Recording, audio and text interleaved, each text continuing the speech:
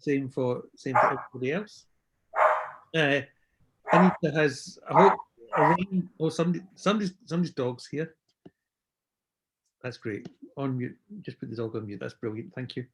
Anita has a range of credits as a writer and an actor, and maybe we should talk a little bit about her acting as well later on, and as a director.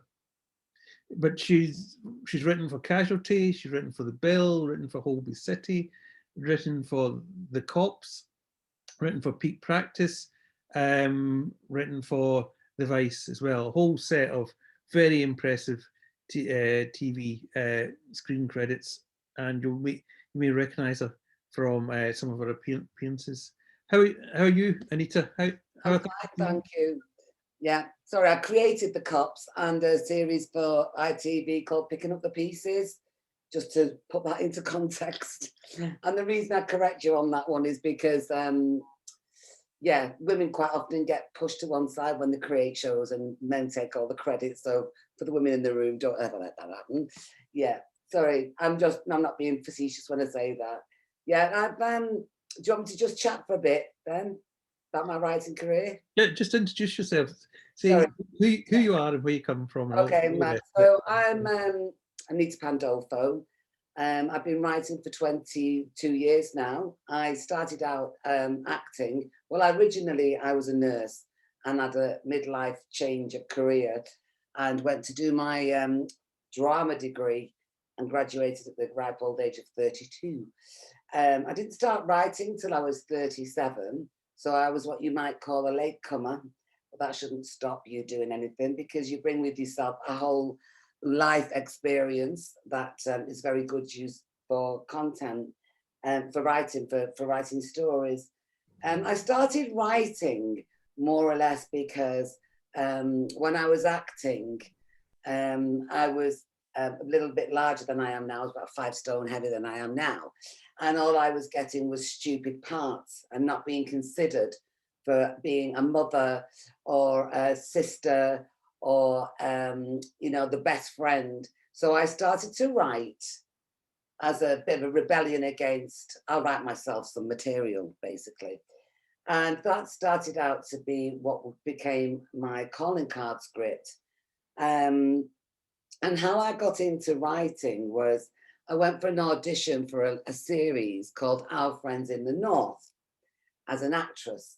By now I was what I would call dabbling in writing.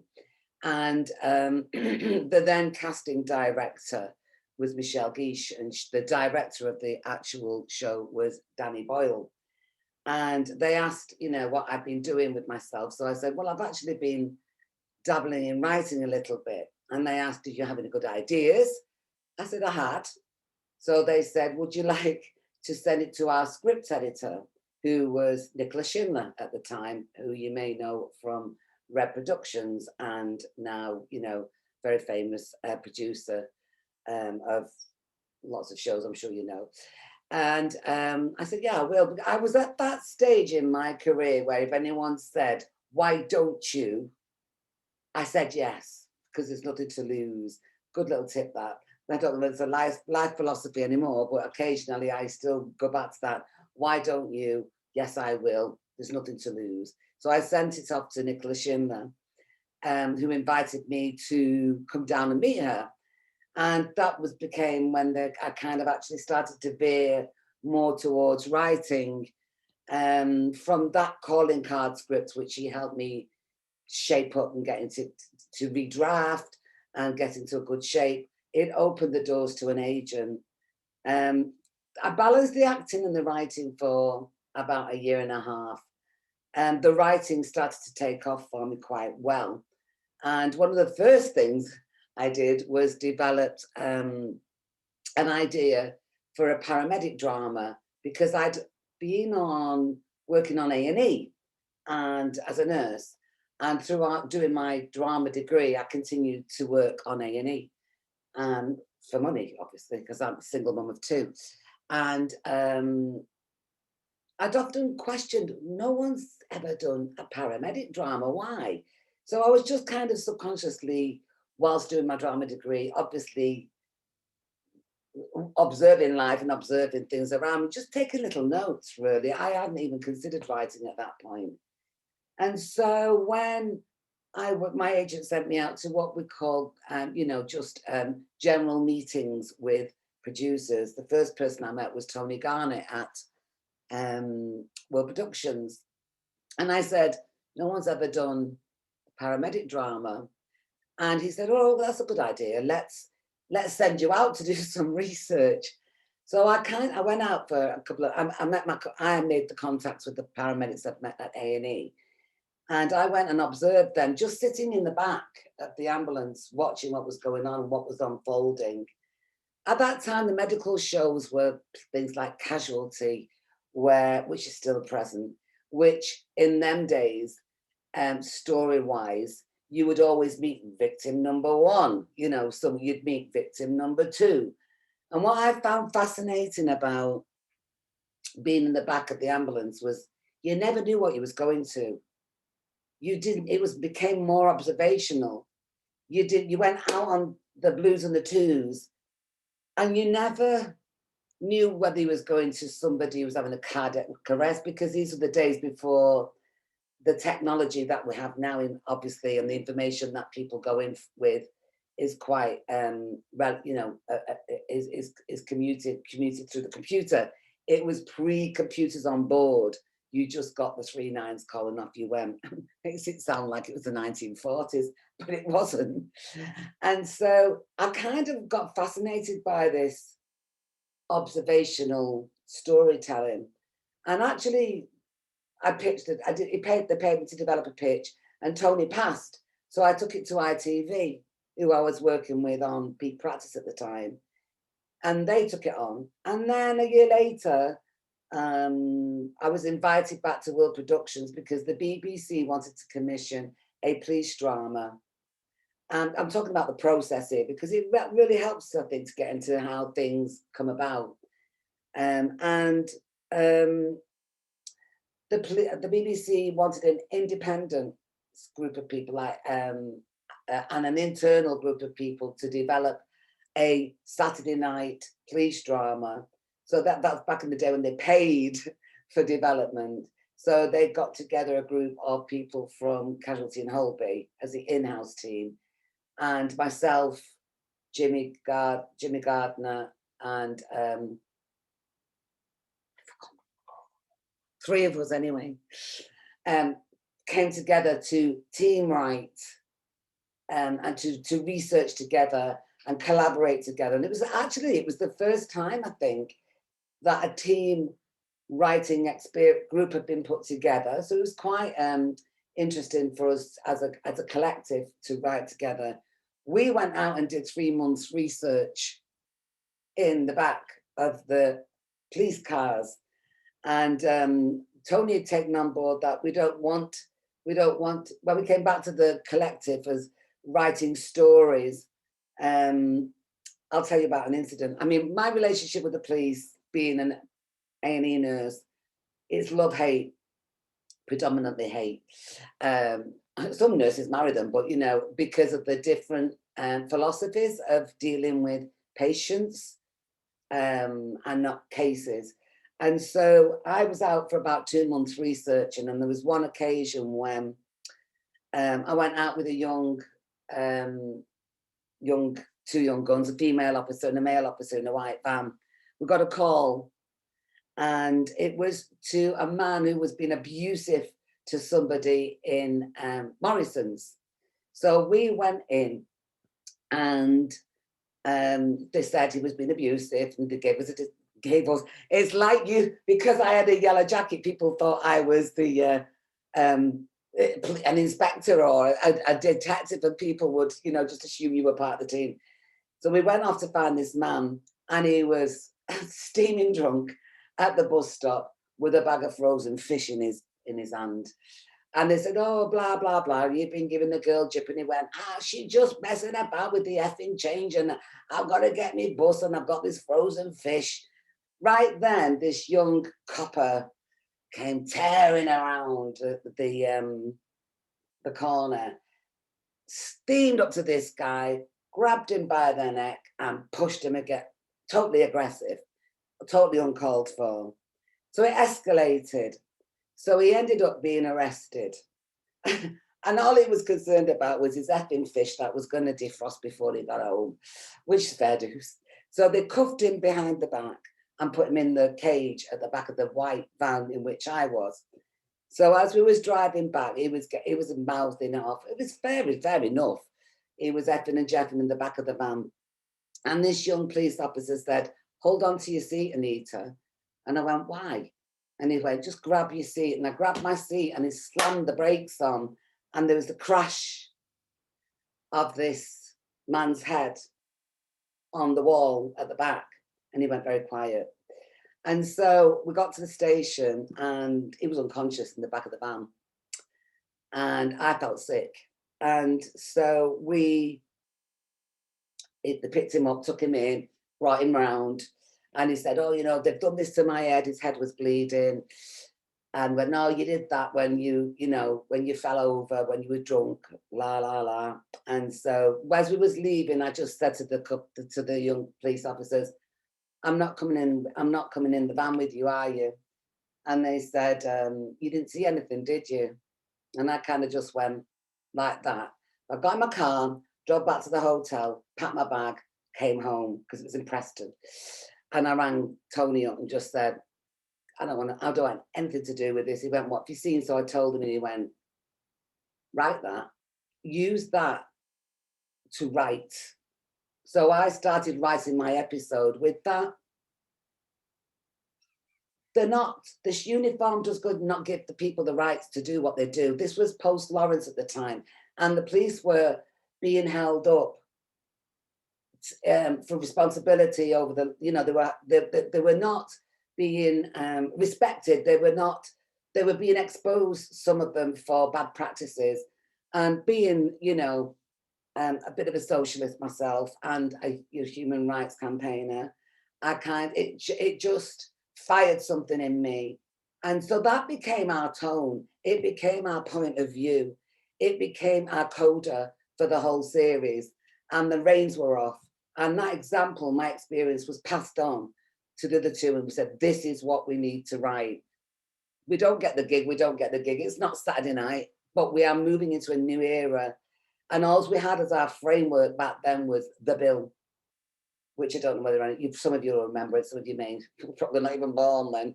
But the bill was not pro police, but it was shiny and they were heroes. And we were writing a kind of anti-hero. Take the uniform off that man.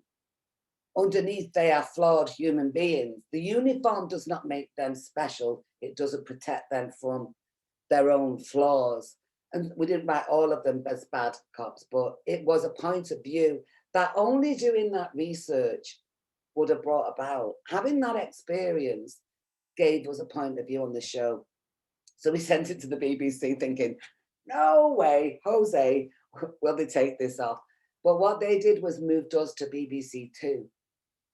And the other show was, I think it was City Central. Do you remember that, Karen? It was filmed in Liverpool, wasn't it? Was it called City Centre? That went out on a Saturday night, and that was slightly more tame. But that's what set us apart. And I gave Karen a clip of the opening sequence to our show, and it said to you, "You think you're going to get a nice Inspector Morse, happy ploddy, please, peace, think again." Do you want to show that clip? Yeah, we're all right to show that, Martin, aren't we? Yeah, go on. If you think we can do it. Or we'll carry on and you can just put it up and they can watch it. It's there on YouTube, Martin. Yeah, let's see if we can all watch it together. So we like the communal experience. Just do the first 3 or 4 minutes, not because it's a 50-minute clip, if you can. Problem probably was trying. Not my emails, is it? No.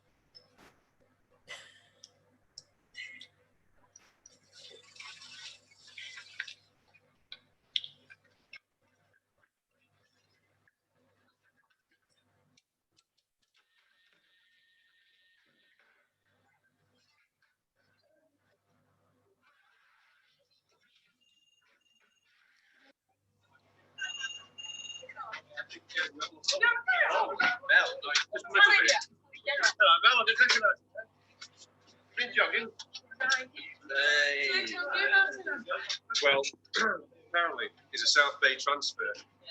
Bit of a hot shot. He's only been in 4 years with mate sergeant. South Bay? Yeah. South Bay?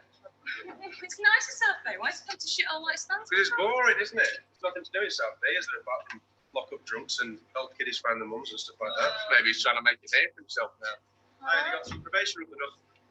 Where's going to be a benefit in that department? Oh, and who told you that then? Well, I don't bring chef. Oh, I didn't check. All I know is you won't match up to Cooley. That's right.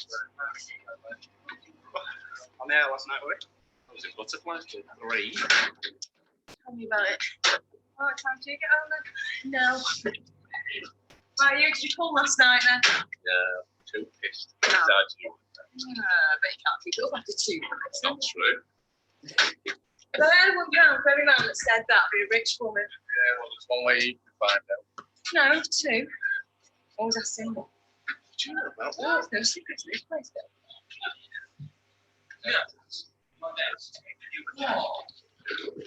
Right.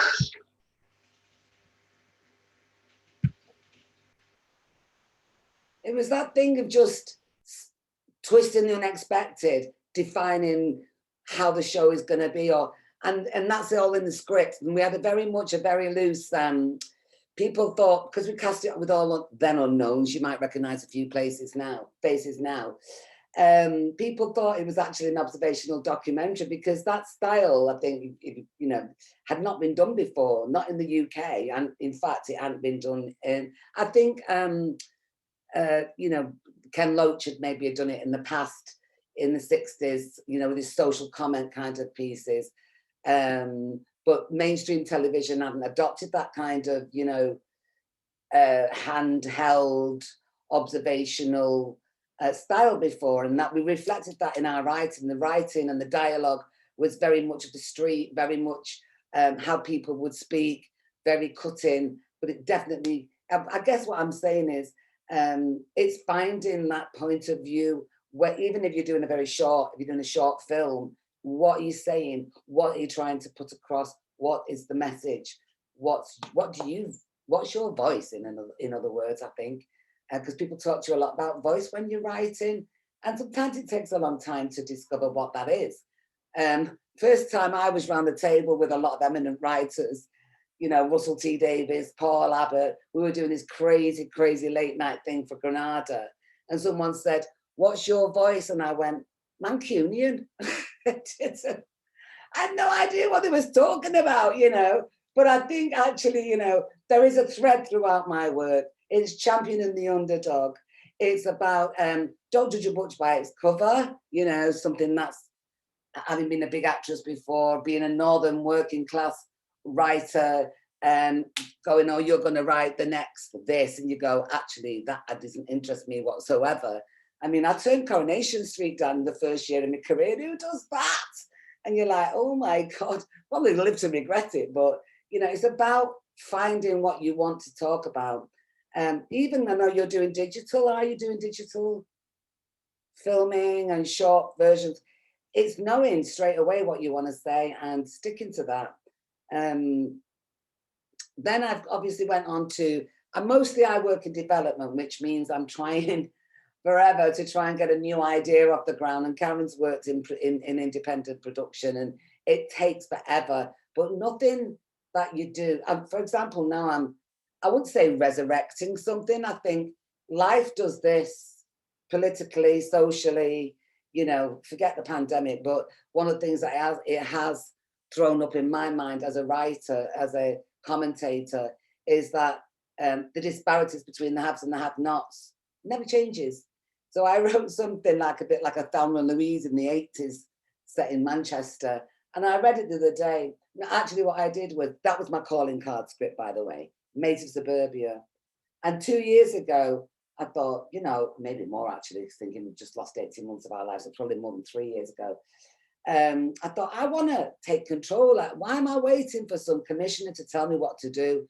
So I adapted it into a monologue 45, 60-minute monologue and entered, and had one actress playing the two characters, which was quite common as well. And it went down a storm, and I entered it into the Manchester Film Festival, and it got great reviews. But it made me realise, actually, these themes of people living on the poverty line, people struggling financially, and it's not through any fault of their own, and the resilience of women and what women do to make ends meet. It's relevant. It's more relevant now. So I'm resurrecting that, and just not resurrecting it. I'm bringing it back to life, because those themes are still relevant today. So if you ever make something or you ever write something and people go, no, just I call it my Gladstone bag. I'll have a look what I've got in my bag. You know, my bag are ideas. And sometimes, sorry, I'm talking away here, tell me when to shut up. But sometimes I'll have an idea, and then I have another idea. And what I recently did with the BBC, I got commissioned to do a 6-part drama series, was to bring in elements to merge not two ideas, but a character, female character from one show. I'd written one treatment, one idea I'd written, and bring her in to be this undercover cop. And it was all about, believe it or not, it was about corruption in councils, around contracts, around development, and working with gangsters. And it was all based in a historical case. And for my impetus was looking at Manchester going, who's building all these buildings? Why are they, where's all this development coming from? Why is Salford all of a sudden the place to live? How did it ever get rid of its reputation? And I did a bit of digging, and, you know, came similar to, and ironically, by the time the pandemic had hit us and we were still developing throughout the pandemic, it slowed the process down. Things hit the news, corrupt councillors, whether they're true or not, you know, there's all that stuff going on in Liverpool. And, you know, when I was doing my bit of a digging, they were trying to get all that out to the public and trying to get the case, build the case. But it's interesting whether, if you're thinking it, if you're thinking or questioning something, it means other people are. So it's an interesting story for you to, don't ever self-doubt, just write it, research it, find out, are other people interested in this thing that's bugging me? That's how I approach story. Last year, actually, it died, everything died a death. So I ended up revisiting my acting roots. I did the lockdown, the 3-month lockdown on my own. I live on my own. I'm thinking, well, how the hell am I not going to go crazy? So I reached out to other people, a producer, and I reached out to an actor friend of mine, all living alone. And we this is a woman who couldn't turn the lights on if they were digital, you know, where I go to teach sometimes. I go, how do you operate? So I had to adapt to my creativity. And I came up with this online comedy. It's called Linda's Lockdown. You can look it up, it's on YouTube. We did 4 episodes, and it was we started in March straight away, and came up with a how do we manage to, I left all that to the producer, but we had to do one shot. We used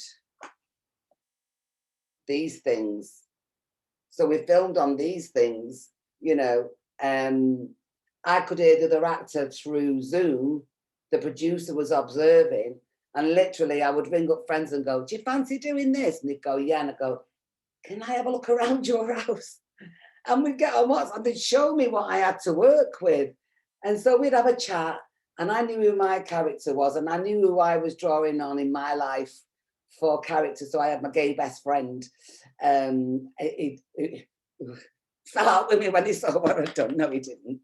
And so I had a gay, and I have 2 daughters, so I merged some of our experiences, and an actress came into play. But she literally had just moved into her house before lockdown and had not all the boxes unpacked. So I incorporated that into the story.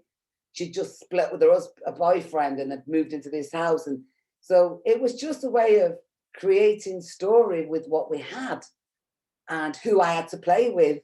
and what actors were happy to do it and who could wrap their head around the technology. But it was fun, and it taught me a lot about, you don't have to wait for a commission. You guys are learning the skill, make things, put them up there. There's a very different landscape now for writers, for filmmakers, for creative people. You don't have to think like I was, well, I only write scripts. No, I don't. I can adapt. This technology that we're adapting to now, people have created shows like this over the last 12 months. Whether they will continue to do that is another matter.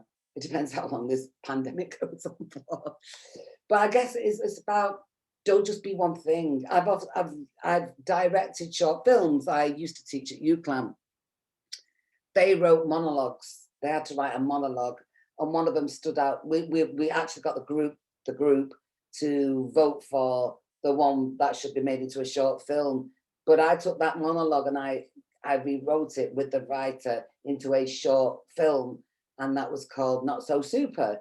So I directed that. And then I've gone on to direct for theatre. There's always, platforms where you can write stuff, get them out there, because writing for theatre helps you really focus on character, and writing dialogue in a different way. And obviously writing dialogue for short films, sometimes if you're making a very visual films, you can shorthand it with visual storytelling as well. So writing covers all. For me now, it's like I've been reborn, Yes, we can do digital stuff. Yes, you can make your own stuff.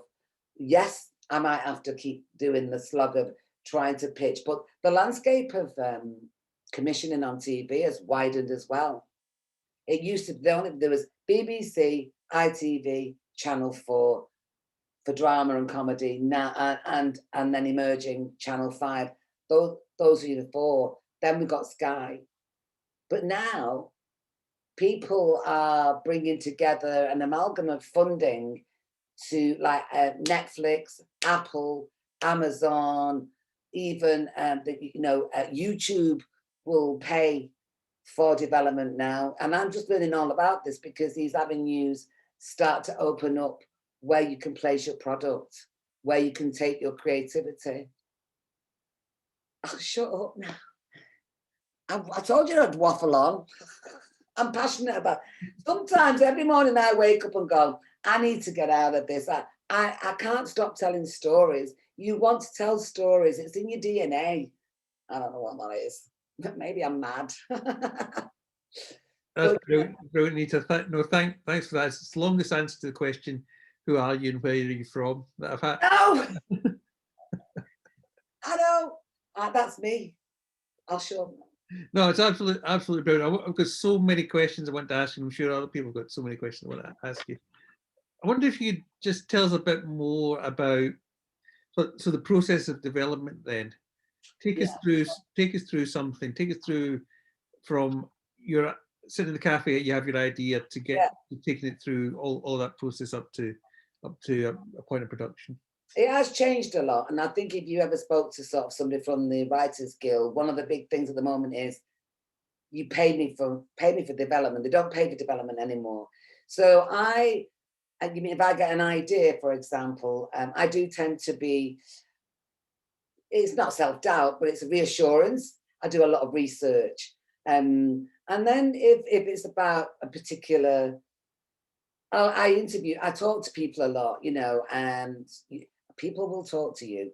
It's amazing what people will do. And I have a lot of professional contacts as well. Like I have someone when I've got a police, I'll ring my friend and she's a police inspector, and you just go, what's this? And where might I look for that? Can I ring them? Do you think they'd answer the phone? Because one of the things that cops did when we actually it aired was the door was shut on our faces completely in terms of ever going back to Preston to do our research, because the average cop said, yeah, it's represented, but so research, talking to people, getting my ducks in a row, making sure I'm not going down blind avenues, because research helps me fill in the gaps where, no, I'm not an undercover cop, but I wanted to do wanted to do a supergrass element case part to this BBC thing that I've just got commissioned. And so I do a lot of research on this thing, obviously quite a bit, and then maybe talking to a few contacts. And then I'll put a treatment together, a short pitch treatment, which when you say you're doing a short pitch treatment, you've done so much work to condense it down to 4 pages. And it's about these treatments. I mean, it's interesting because I've read other people's treatments who have got commissions, and you go, how the hell did you ever get a commission like that? This actually has done us all a favor. I have had Zoom meetings. I can now write to people and email people and go, I've got a great idea. Do you fancy chatting about it? Could we do a Zoom? A, I don't have to get on a train to go to London. B, they don't have to sit in their office and fit me in a month's time. We can just pop on here for 45 minutes. Well, 45 minutes of this. It never is 45 minutes, that's for sure. And I can do a verbal pitch and chat to them about what they're looking for. So actually, it's quite interesting because the guy who was working at the BBC said, this has become a great leveler. You're not doing deals in the Groucho or the Soho Club anymore. I'm sure that'll all come back. You don't have to live in London anymore to pitch ideas or have a little chat with someone, although that still goes on. You can reach out to people and ask, can I have a little Zoom chat with you? I've got an idea. And obviously, because that's a little bit easy for me, I've got 20 years worth of experience and credit behind me, so there is a reference. But there are people who don't know about, the 20-odd-year-olds now who don't know what Cops was, or that it won BAFTAs, or who I am. So I still have to have that calling card script as well, which I have got a few because I've done pilot episodes for development in the past. But now I want to show the lighter side to my writing, because tastes change. What they're looking for changes, and they don't know what they're looking for. So the current thing is something fresh. Let's not talk about COVID. They said that all last year, and then they went and commissioned 3 things about bloody COVID. We don't want to talk about, let's not talk about COVID. And then they commissioned 3 things which are coming up. What was your question, Martin? Oh yeah, so it's all about getting that. Again, it's defining within that first paragraph your point of view. I've kind of got a bit better at, you need that explosive log line. You need that hook, constantly hooking them in. And for them to go, oh, that sounds a bit, to ignite a fire within whoever's reading your pitch treatment, or and it could be some million down the road. It's not going to be the person who you've sent the producer. So, that you need that fresh take all the time, or a hook, something and that comes from, I believe, your point of view. Definitely from your point of view. And you will get pigeonholed. You do get pigeonholed very quickly, because after Cops, I was the go-to uniform female voice. And I've developed that many bloody cop shows and detective shows and been paid to do that. But I have another voice as well. I have the female voice and the feminist point of view. So I have to keep writing in those voices and keep refreshing myself and my scripts and my calling card scripts, which I don't get paid for, obviously. So you've got to keep yourself fresh and relevant. And I'm a big kid in an old woman's clothing, to be honest. So I do keep abreast of what's going on as well. I don't just live in my little bubble. But that's my take on it. And obviously I teach, so teaching people like you keeps me fresh, keeps me abreast of what's going on in students' minds. And I love teaching, to be honest. People go, you teach because you can. No, you don't. You teach because you can. You teach because you want to, pass this passion on. Any other questions? All right, tell me a bit about the discipline of being a writer. Oh, that's the tough one. That's the tough one. You can find especially when you work from home. It's like, I'll just cut the grass. I'll just clean the pots. So, you know, when I have a deadline, I'm a deadline dolly. I have to have a raison d'etre. I have to have a reason to sit down. And what happens with me is, we're all adults in this room. Something will piss me off and it sits in the back of my head.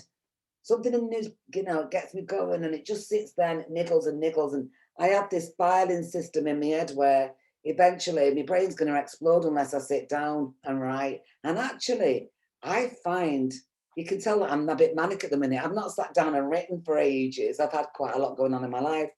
But the discipline, I mean, it's hard, isn't it, guys?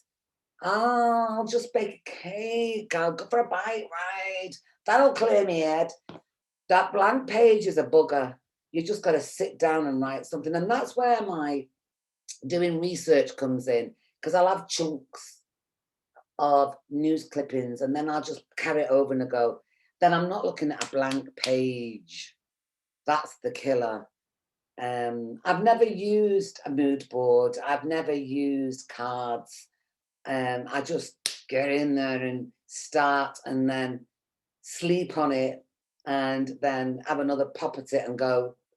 Or, you know, knowing that I've got to send something to somebody, that's useful deadline. Or just really got to get something off my chest, you know. Or rereading material or rereading, like when I read this, I've literally only got a hard copy of my first calling card script because back in the day, we had floppy disks and we didn't have clouds. And it's so badly formatted that I don't know if anyone ever read it. But I read it the other day and I thought, I want to rewrite that. And I know I want a digital copy of it and I'm going to update it. And I've actually thought, I want to come into this in a different way. So I'm dying to sit down now and rewrite that, because if no one ever makes it, it's going to show another side to Anita Pandolfo, writer, other than cops, uniforms. Because obviously I had 2 series commissioned. Do you know what they did? They were competing with each other. They were going, well, we're going to put it on Tuesday. Well, we're going to put it on Tuesday. And you're going, don't be stupid. Why compete with me? You know, so one went out on a Tuesday and the other one went out on a Thursday, and they both launched at the same time. And I was the only female to have 2 shows at the time that I'd created. That's how rare it is for ladies, I'm afraid. It's a big deal that the newspaper did an article on me, and you're like, well, how mad is that? You know, that I'm the only woman, and it's the way it is a little bit. Although the last few years, there's been a lot of women commissioned to do stuff, but so flying the flag for the girls. Oh God, it looks like a claw on then, didn't it? Flying the flag for the girls. It's a tough game, but it beats, you know, lobbing heads off fishes for a living, I think. Yeah, the discipline. I remember when we did Cops, somebody said, one of the actors said to Tony Garnett, he said, I want to be a writer. And he went, right. He said, writers are the most disciplined people I know. And I thought, am I disciplined? I'm wired. I'm like, oh, I'm the most, you know, unorganized person. But actually, no, I'm not. I'll sit down and go, I need to do 10 pages today. I'll do them. I might not. I get up walking like a 90-year-old because I forget to get up. And you've sat down for 8 hours because you get lost. Once you get going, I don't know, do you guys find that? You get lost and the clock just ticks away and you're like, bloody hell, my belly's rumbling. Oh, I'm starving. Why I'm not having lunch and it's nearly dinner time. The hours just, you can get absorbed and you can get just totally taken into your world a little bit. That's the joy. It's just getting going. That's the hardest. Tell us a lot about this idea of the calling card script. Oh, right, okay, yeah. If you're looking for an agent, you have to have what you call a calling card script. So when I first started out, I'd written a short film and it was called Sugar Armour. It was the first thing I actually wrote, really. And I wrote it because I had an injury with my back and I couldn't act. I couldn't get up. So I was flat, laid flat.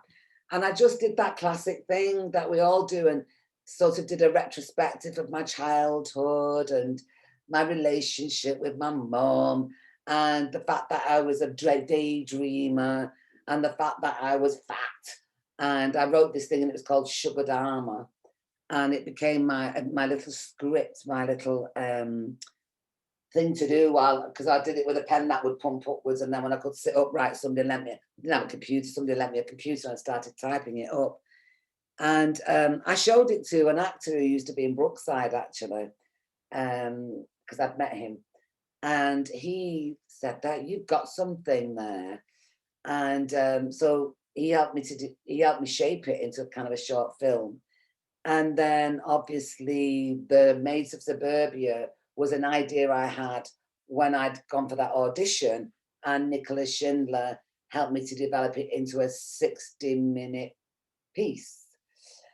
So I had a 60-minute short, I had a half-hour short film script, and I had it was 60 to 90 minutes. I can't remember, actually. I'd say it was about an 80-page film. And that, when somebody contacts an agent, you know, they say, have you got a calling card? Let me see your writing. So they're not going to take you on unless they can see a sample of your writing. And those are what you call your calling card scripts. Then, actually, Sugar Dharma, I turned into a stage play. And now I'm turning it into a short film with a view to making the longer version. So I'm working on getting the funding for the short film as a cliff that now I have written a full-length film for. So nothing dies, like I say. No one ever made it, but I used it as another stage play for three-hander. It's about three siblings sitting in the waiting room in an intensive care, waiting for their mother to die. And it's these three older siblings coming together and reverting back to childhood and all the animosities they had as children.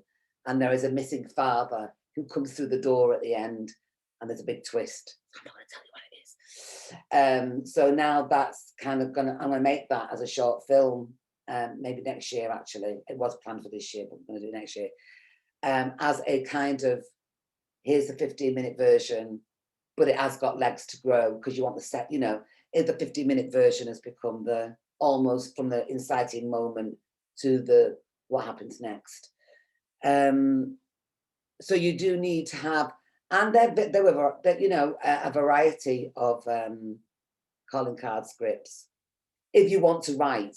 So it's always, so if you develop, whatever you develop here now would be a calling card script. So don't just think of it as a means of a script to make a film. If you want to write, it's also then going to be a writing script for you. Anyone, are people interested in doing writing? Yeah, I think they've got quite a lot of people interested in writing. I know lots of people got questions. Yeah, definitely.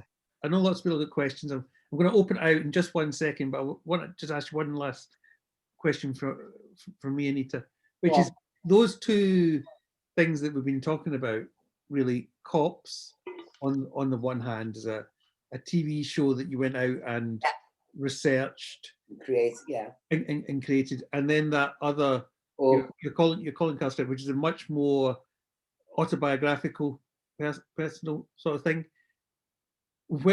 And that's, I mean, it's two sorts of writing, in the sense of, one thing that you often find with people starting writing is they come to you with a script about a drug show for cops and drug show, and they know nothing about either cops or drugs, or right, but that's what they've seen. That's what they've seen on telly. Yeah.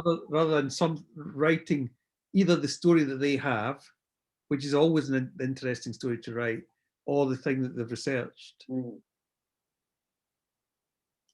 And you're giving us kind of examples of both of those things, doing them for it was interesting because when we were developing Cops, the two other guys had written the bill, so they were kind of replicating the bill, and then their understanding of what a cop show was. And it wasn't until we did this, you know, this about turn on the tone of the piece. No, I often get, because I also produce a little bit as well, and I often get scripts and you just go, it's a pastiche of this show, The Wire, it's a bit of this, it's a bit of that. And it's about, if you're going to do a cop show or a detective piece, it's about distinguishing yourself from other shows. And how do you do that? That is the big thing at the moment. I mean, what's happening a lot at the moment is books are being adapted. And also Swedish and Scandinavian successful shows are being adapted into British, which I think is just happening on Channel 4 at the moment. So what distinguishes those shows from our shows? And I think you find that, you know, and what distinguished Cops from the other shows was its cynicism. It's the tone. So it's no good just going, here's a cop show you've seen before, or past bit of this and a bit of that. Why are you writing it? What are you bringing to the table? What are you bringing to that police officer? The flaws of that character. It's all about distinguishing the lead characters from everything you've seen before. And I mean, now a lot of it's been done. Before, when I was writing Native Suburbia, as it was, and it was my calling card script, it was about women at home. It was a bit Thelma and Louise. They were operating a little bit on the wrong side of the law. They were robbing Peter to pay Paul, and they were doing slightly what you might call blue-collar crime. And they were going, we would never, ever, you can back me up on this, Karen, make a show about women who are doing anything wrong, who are operating on the wrong side of the law. Hello, Killing Eve. Fast forward, you know, they would never do shows with female leads back in the day, really. Did you do the one about Joanne McAndrews one about that Michelle Collins did? That was the first one, I think, where there was a woman doing something wrong, doing something on the wrong side of the law, and it had to have that kind of comedy element to it to justify it, because, you know, they're going, she's not very empathetic, is she? We don't like her very much. And you go, well, that's because you're judging her from your middle class, comfy London standpoint. You know, women have to do what women have to do. And so, but the world has changed a little bit now. So it's also, you've got to preempt what's coming next. Because we've had the bad guys and we've had the bad cops and we've had the da-da-da-da. And it's all political. It's all political with a small p. You know, I'm not saying because the Conservatives are in, we have to show this, but we're coming out of a pandemic. Let's have happy, clappy stuff. And you go, actually, no, don't think that's what people want, really. Everyone's been whacked with the reality stick. Maybe they just want something that's a little bit grittier. I don't know. They're always trying to preempt in commissioning rounds what the audience wants. And you go, ask them what they want. What do you ask them what they want? Don't just think, you know, what they want. So, yeah, you can see I'm not easy to deal with. You can see why I don't get commissioned by the BBC that often, can't you? To be honest. Yeah, I've given up. Not, you know, I went through a phase of not voicing my opinion, but you just go, too old for that now. Take me or leave me. And someone will take me eventually. Brilliant, Anita. Thank you. There's lots of questions from other people. Lots of real questions about writing. Phil, you've had your hand up for a long time. Oh. Hello. I come from an acting perspective, so I was just wondering, do you write with any specific actors in mind? And the second question is, if you're on set for whatever reason and there's maybe rewrites, does your writing get affected by the performance of the actors? If you see something, or maybe something that you don't like, does that have any impact on your writing at all? Well, in reality, when you're working on a big budget thing like TV or film, it's gone through such an editing process and table reads that by the time you get to the filming of it, most lines resonate well. But there's been times when you're on the set and I never used to write with a vision of anyone in my mind. And I don't, sometimes I pitch and I go, I kind of blah, blah type, because I've got an imagination, but sometimes commissioners haven't.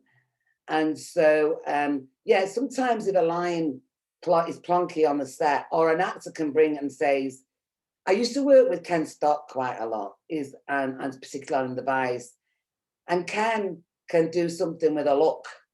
When you're working with someone, and I go, and I got to the point where I went, I won't even write that line. I'll just, so I'd sit with him and he'd go, I go, all right, Ken, yeah, lose that line. I know you can do that with a look.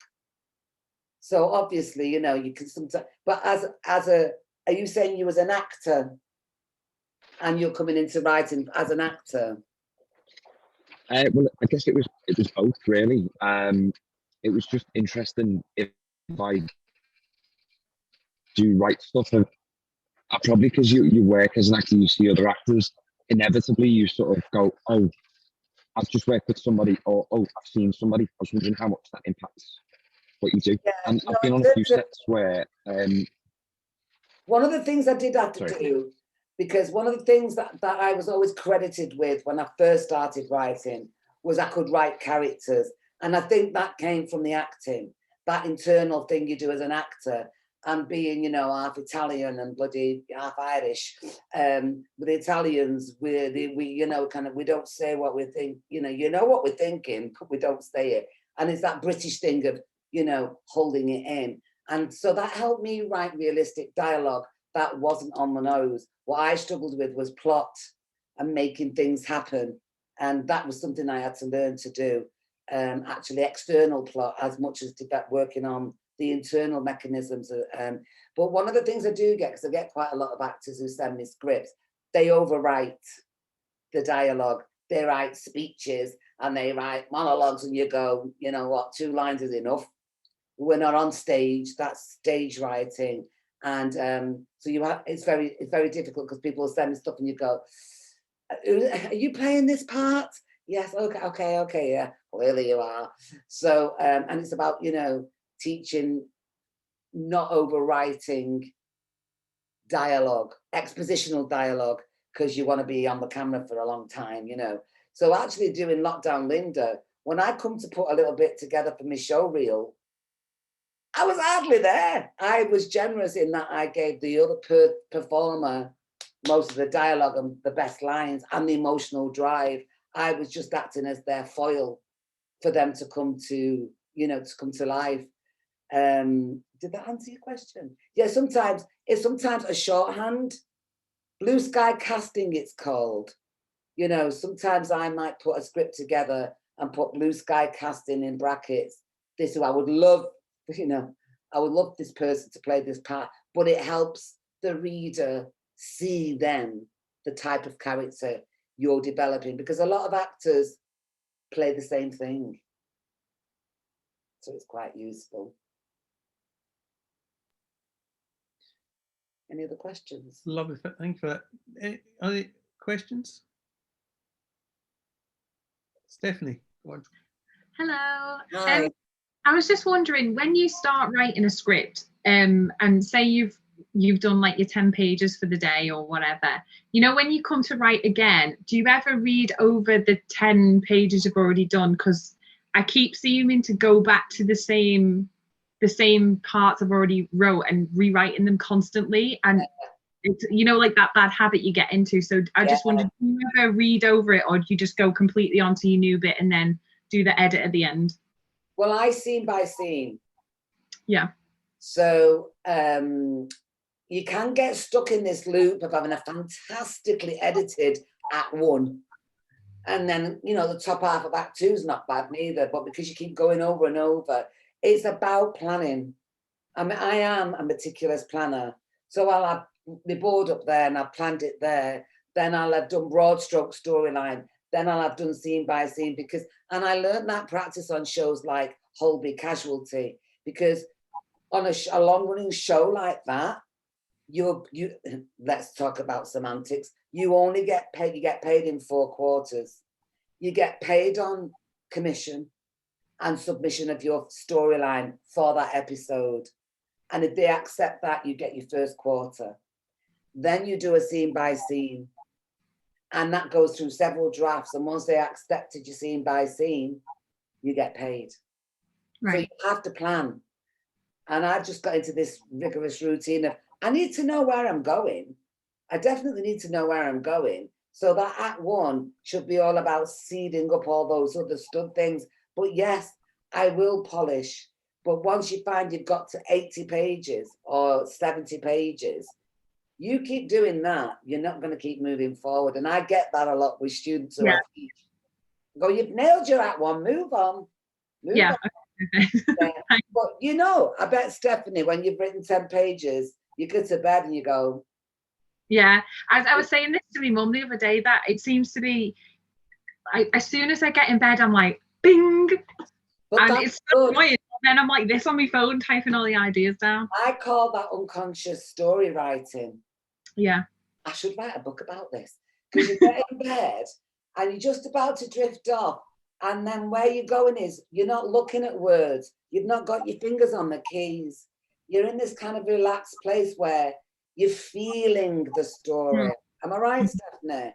Yeah. And so that don't make sense anymore. Actually, you start to internally engage with the motivation of your characters when you're doing this subconscious, unconscious. Some people, sometimes I'm doing that when I was going to say ironing. Who am I kidding? I never do the ironing.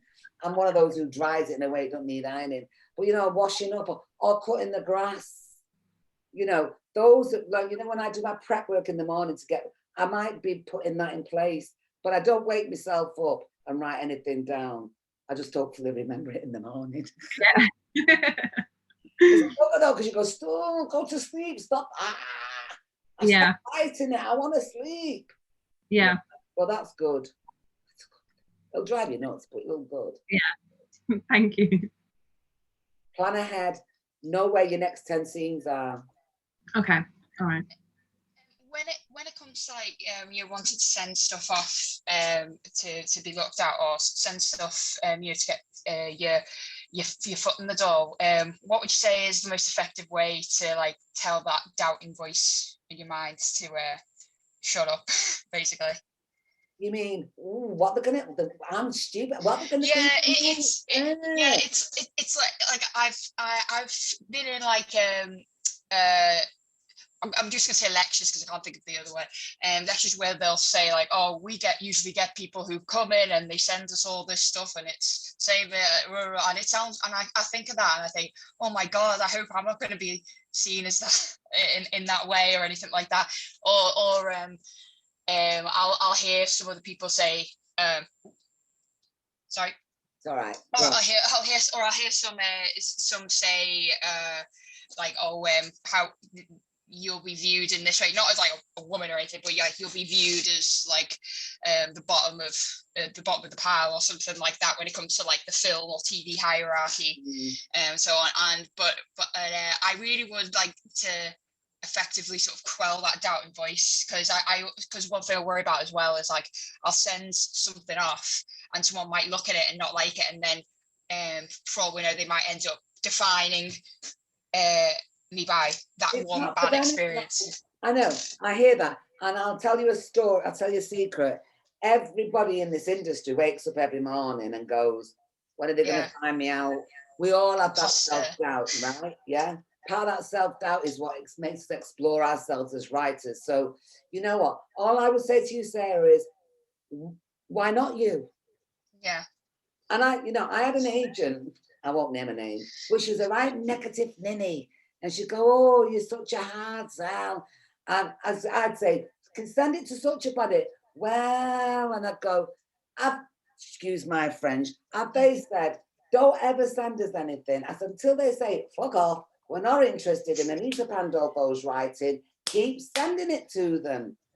Send it to them. I do my own, I'm my own agent now. I just go, I sent something out and I set up 4 meetings just after Christmas online here. And I sent this same treatment because I don't do faithfulness anymore. I used to send it to them and wait till they got back. You're like, so you put some money on the table, it's mine. So I sent the same treatment to 3 different people, and the feedback from one of them was, oh, I don't believe any of this, blah, blah, blah. And then the other one, she said, I don't believe the relationship between the sister. And then somebody else come back and went, found that relationship between the sisters dynamic. And you go, it's not your cup of tea. It's your cup of tea. And just send it out. And you know what the honest thing to do is, and I think one of the things that the first agent I wrote to, I put, I know this isn't perfect and there needs to be some work on it. I'd really respect some feedback from you, you know, but I have to be honest, Nicholas Schindler introduced me to that agency and the one guy said, nah. And you're like, oh, you snobby bastard, sod off then. And then the other one was, I met someone else and they said, send it to such and such a body. They just set up this new agency. And I did. And she said, would you like to come and have a chat? And I'm like, I knew nothing about who she was because all my focus had been, I knew everyone in the acting world. I knew what power and who the agents were. And I had an acting agent in London. And I just went in and be me. I went in to be me. I just did me. And that's what did it, I think. But don't just do it, Sarah. Who are these people? How don't assume to know you know what someone's thinking. Yeah, there was this. Sorry, it was this. I can't remember who it was from. It always pops in the back of my mind where it was something like everyone has a story, but sometimes some stories have to stay inside or something. And I'm just like, oh no, what if I'm the one person who has to stay in, the person who has to keep it inside and all that.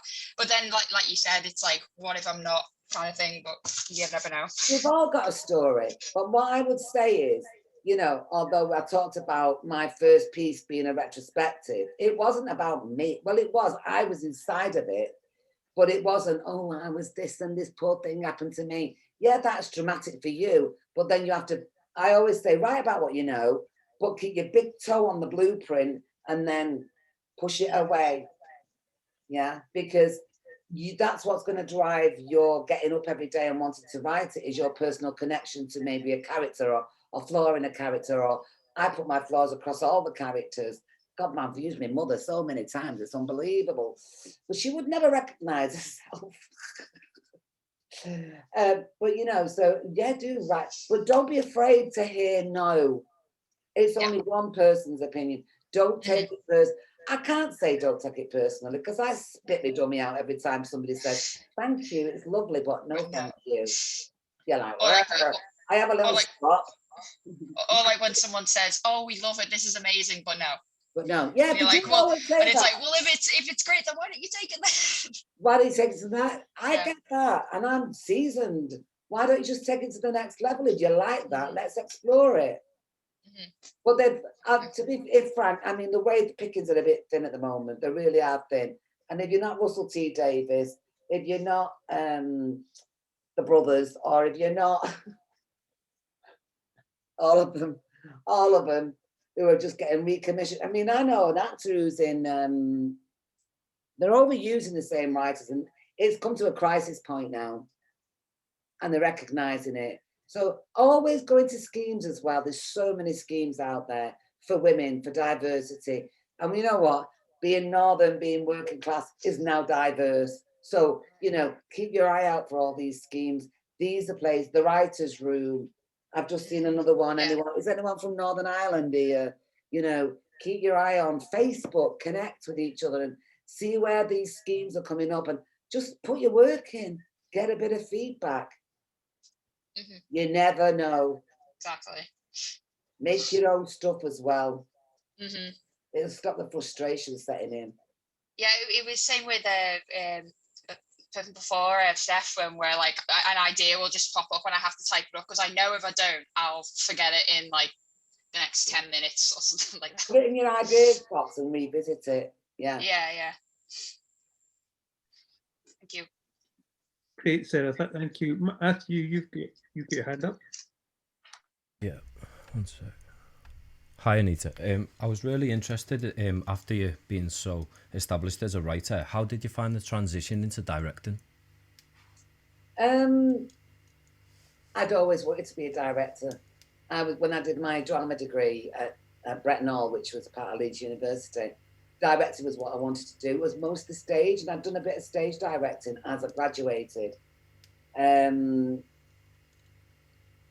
I've always done photography as well. So I find that I must say I've done it a lot with student projects as well. I've always manned up with students because I don't think, you know, it's great to have that kind of professional experience. And one of the things that I do know I'm good at doing is working with the actors, which comes from the acting background. And obviously, quite often, I'll be honest with you, Matthew, I direct things I haven't written. Oh, okay. So do you find that's like useful for yourself, rather than critiquing yourself over and over as a director and writer?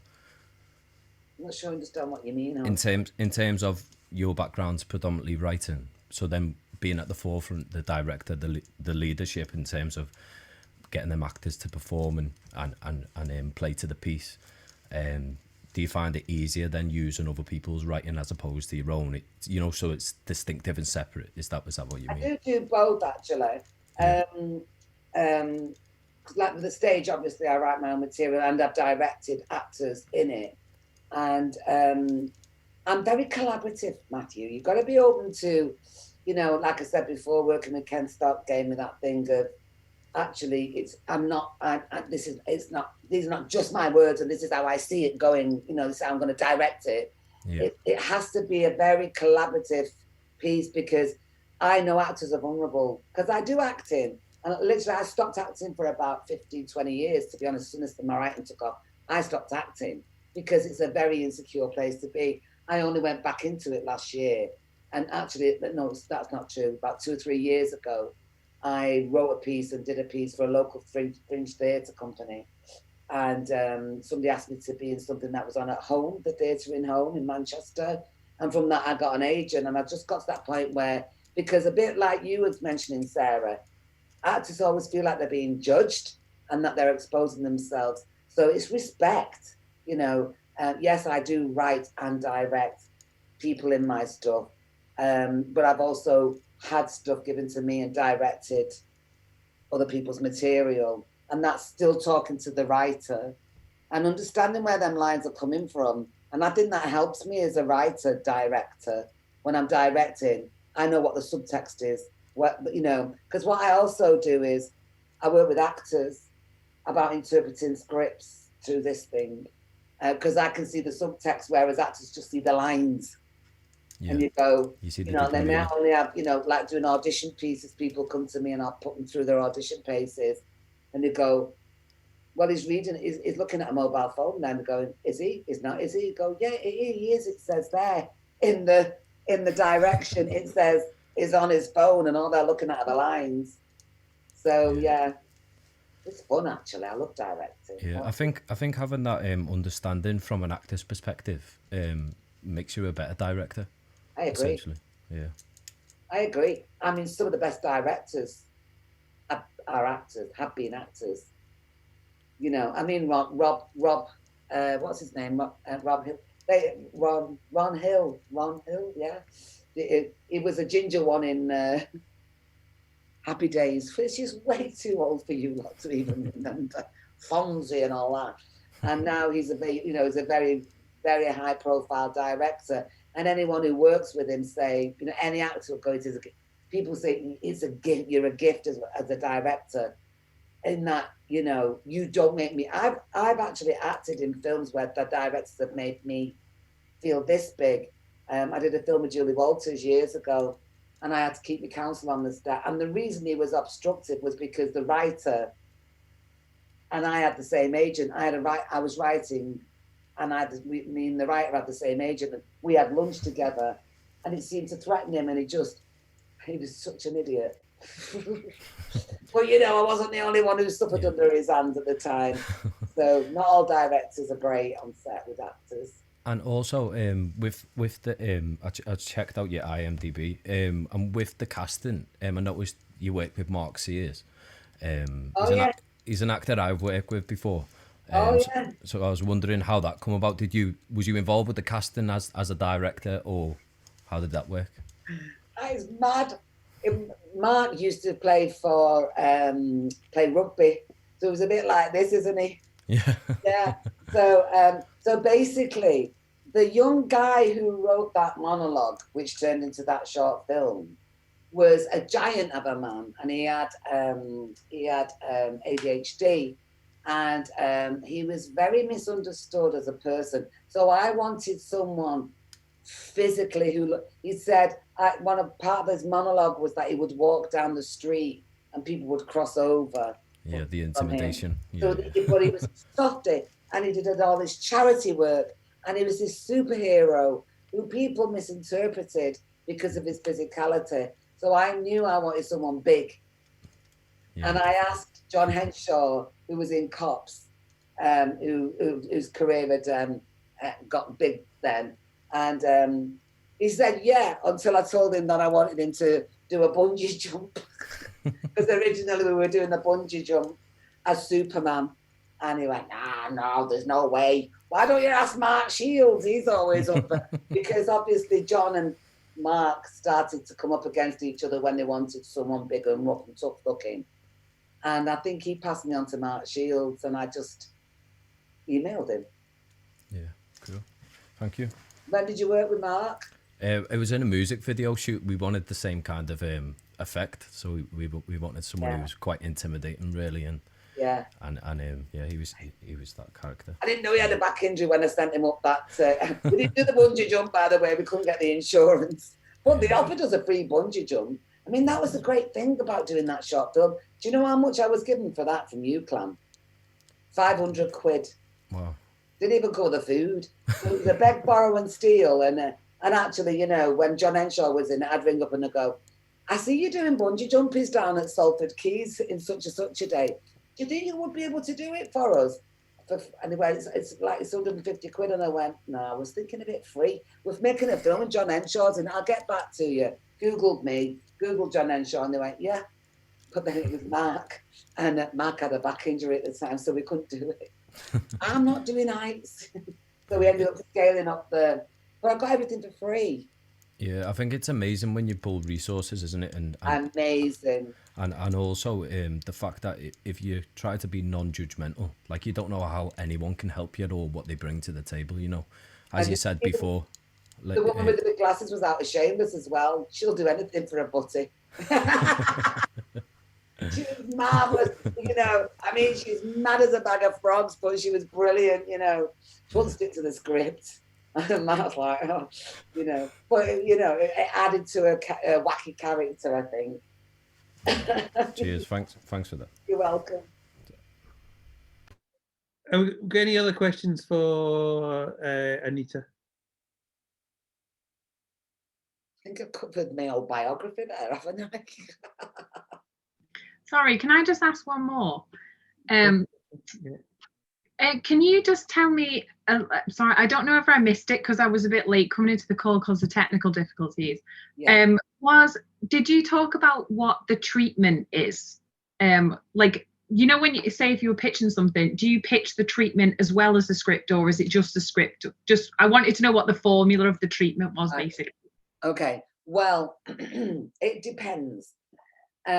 Because I get, that's how I earn my living, writing pilot scripts, or I submit a treatment. I'll send people a treatment, a 3 or 4 page treatment, if there's something in it. And that just generally includes, I've done quite a bit of work to get to that point, but they vary. They do vary. This was for a 6-parter, so I had to show that there was enough intrigue and enough backstory, and there was enough story to sustain 6 episodes. So then what happened was I got paid to create what we call an extended treatment, which is a Bible, and that is all the character biographies, every episode story, synopsis for every episode story. That took 18 months. Yeah. And you don't get paid a lot of money for that 18 months. So they're because now what happens is, even though it was the BBC, they wanted a broadcaster, because it was BBC, independent BBC, they knew that BBC would not make it, or they seemed to think I was not going to be, I would get money out of the BBC to make it. They took it to Channel 4, and they want Channel 4 to go, yes, here's the money for the script. They want the broadcaster to supply the funding for the script. It's all about funding models these days. So no, I didn't write the script. And I did say to the guy, if you don't get commissioned in 3 months, I'm going to write this as a book, because I've done so much work. Yeah. Okay. All right. Perfect. Well, as a new writer, yes, you would need a script. Yeah. Okay. Do any harm. Or even, do you know what? Sod it. No, give them the first 15 minutes. Yeah. Hook them in, because that's, you know, don't give everything away. I have a friend, Lisa Holdsworth, and she works at on the union, the Writers Guild Union, and she and I, you know, and I'm going to be the shop steward for the Northwest, and it's why give them everything. But as I own my own company now, I might write this script now, and I'll take it and I go, here's a script. I want a portion of the back end deal. You know, I want a back end deal, because it's Tandem Productions. See, I was the first writer to set up their own production company. They didn't like it. They're all doing it now. If you look at the credits at the end, everybody owns their own, the writers own their own company. They didn't like it back then. I was doing this in 2005. And they're like, what do you mean you've got your own production? And I actually became this independent development house where writers could come, I would pay for the development, then we would sell it on, or we would co-write something, or I would nurture somebody. And the point was to bridge the gap between universities, because we don't have this thing like they have in America, and people who have not done university degrees, to bridge that gap, to give people a lift in. They didn't like it. I did get funding from Northwest Vision. They loved the vision of it, but the industry didn't like it. And I've just met a woman who has literally just set herself up to do exactly the same thing. And I went, watch your step. They don't like it. You know, so I'm collaborating with her at the moment. And it's to bring in more Northern voices and working class voices. Okay, cool. Thanks. I went off on a bit of a tangent then, didn't I? Yeah. Yes is the answer. Oh, you knew. They've got to know you can write this stuff. Yeah. Okay, cool. That's amazing and brilliant stuff, Anita. Thank you so much for that. That's been really inspirational. If anybody's getting any questions, do you mind if somebody drops you an email, or we can pass you on a message if anybody wants to get in touch with Anita with anything else they want to ask. Otherwise, that's been wonderful. Thank you so much. Karen, I was just going to say, I've got some actual interviews I did last year with industry professionals. If you'd like some copies of those for the students, then you're very welcome. Yeah, that'd be amazing. Yeah, thanks, Anita. All right. Oh, brilliant. You all go for it. Just go for it. Just do what you want to do. You've committed to doing a course. Yeah. Use it, move it, you know, use it as a springboard. Good luck. Thank you, Anita. Let's go now. Thank you. Thank you so much. I just press leave, don't I? See you again. That's it. Brilliant. Thank you. Oof. See, that's so much more cheering than those grumpy middle-aged men we had last week. That's fantastic. That's brilliant. Great. So what we're going to do now is we're going to take a break. It's up at 6. Have we had any news from Barrington, Karen? No. Not yet. Okay. Right. So we'll try and get hold of Barrington during the break. Otherwise, we've got other things planned for you as well. So I suggest let's take a break and we'll come back at 6:20. Yeah. Yeah. Let's see if we can get hold of Barrington in the meantime. All right. I'll see you all in a bit. Have a cup of tea. See you soon.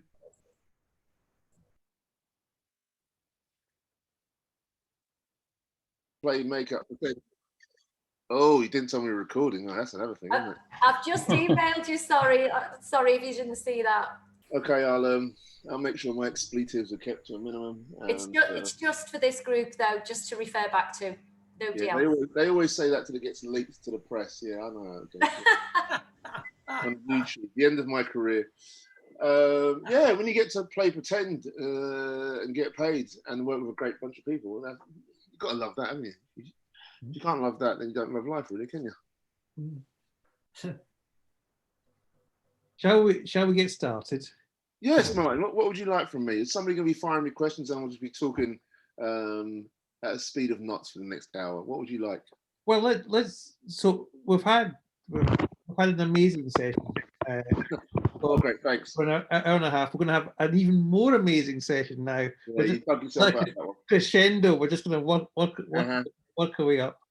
And maybe I need about, I don't know, 10, 15 minutes at the end with the group as well. So we'll see what we can do for about an hour and see, and then we'll let you go. Just begin by telling us a little bit about yourself, because let me say first of all who we are, right? So the guys here, we're on a short course funded by the City Region and Department for Education on digital filmmaking, and we are doing 3 weeks on pre-production, 3 weeks on production, 3 weeks post-production. And you're kind of our last moment of pre-production. Okay. So this is the kind of last little bit of that. So Barrington is a producer in Liverpool in the city region, working out of Liverpool. He's currently working on a TV series called The Responder, and I'm sure you'll tell us a little bit about that. But maybe first of all, Barrington, tell us about who you are, where you come from, how did you get into all this business? Okay, so that I can answer that one. I know that one. Just when it gets boring, if I see like a raise of hands or like just a general nodding off or falling to sleep, I'll stop. You can tell from my accent maybe that I wasn't born in Liverpool. So firstly, I'm a bit of a plazzy Scouser, but I have been here for 4 years and I'm loving it, and it took me far too long to find the Northwest. So forgive me that you know, I've only just arrived, but I'm going to be making up for it.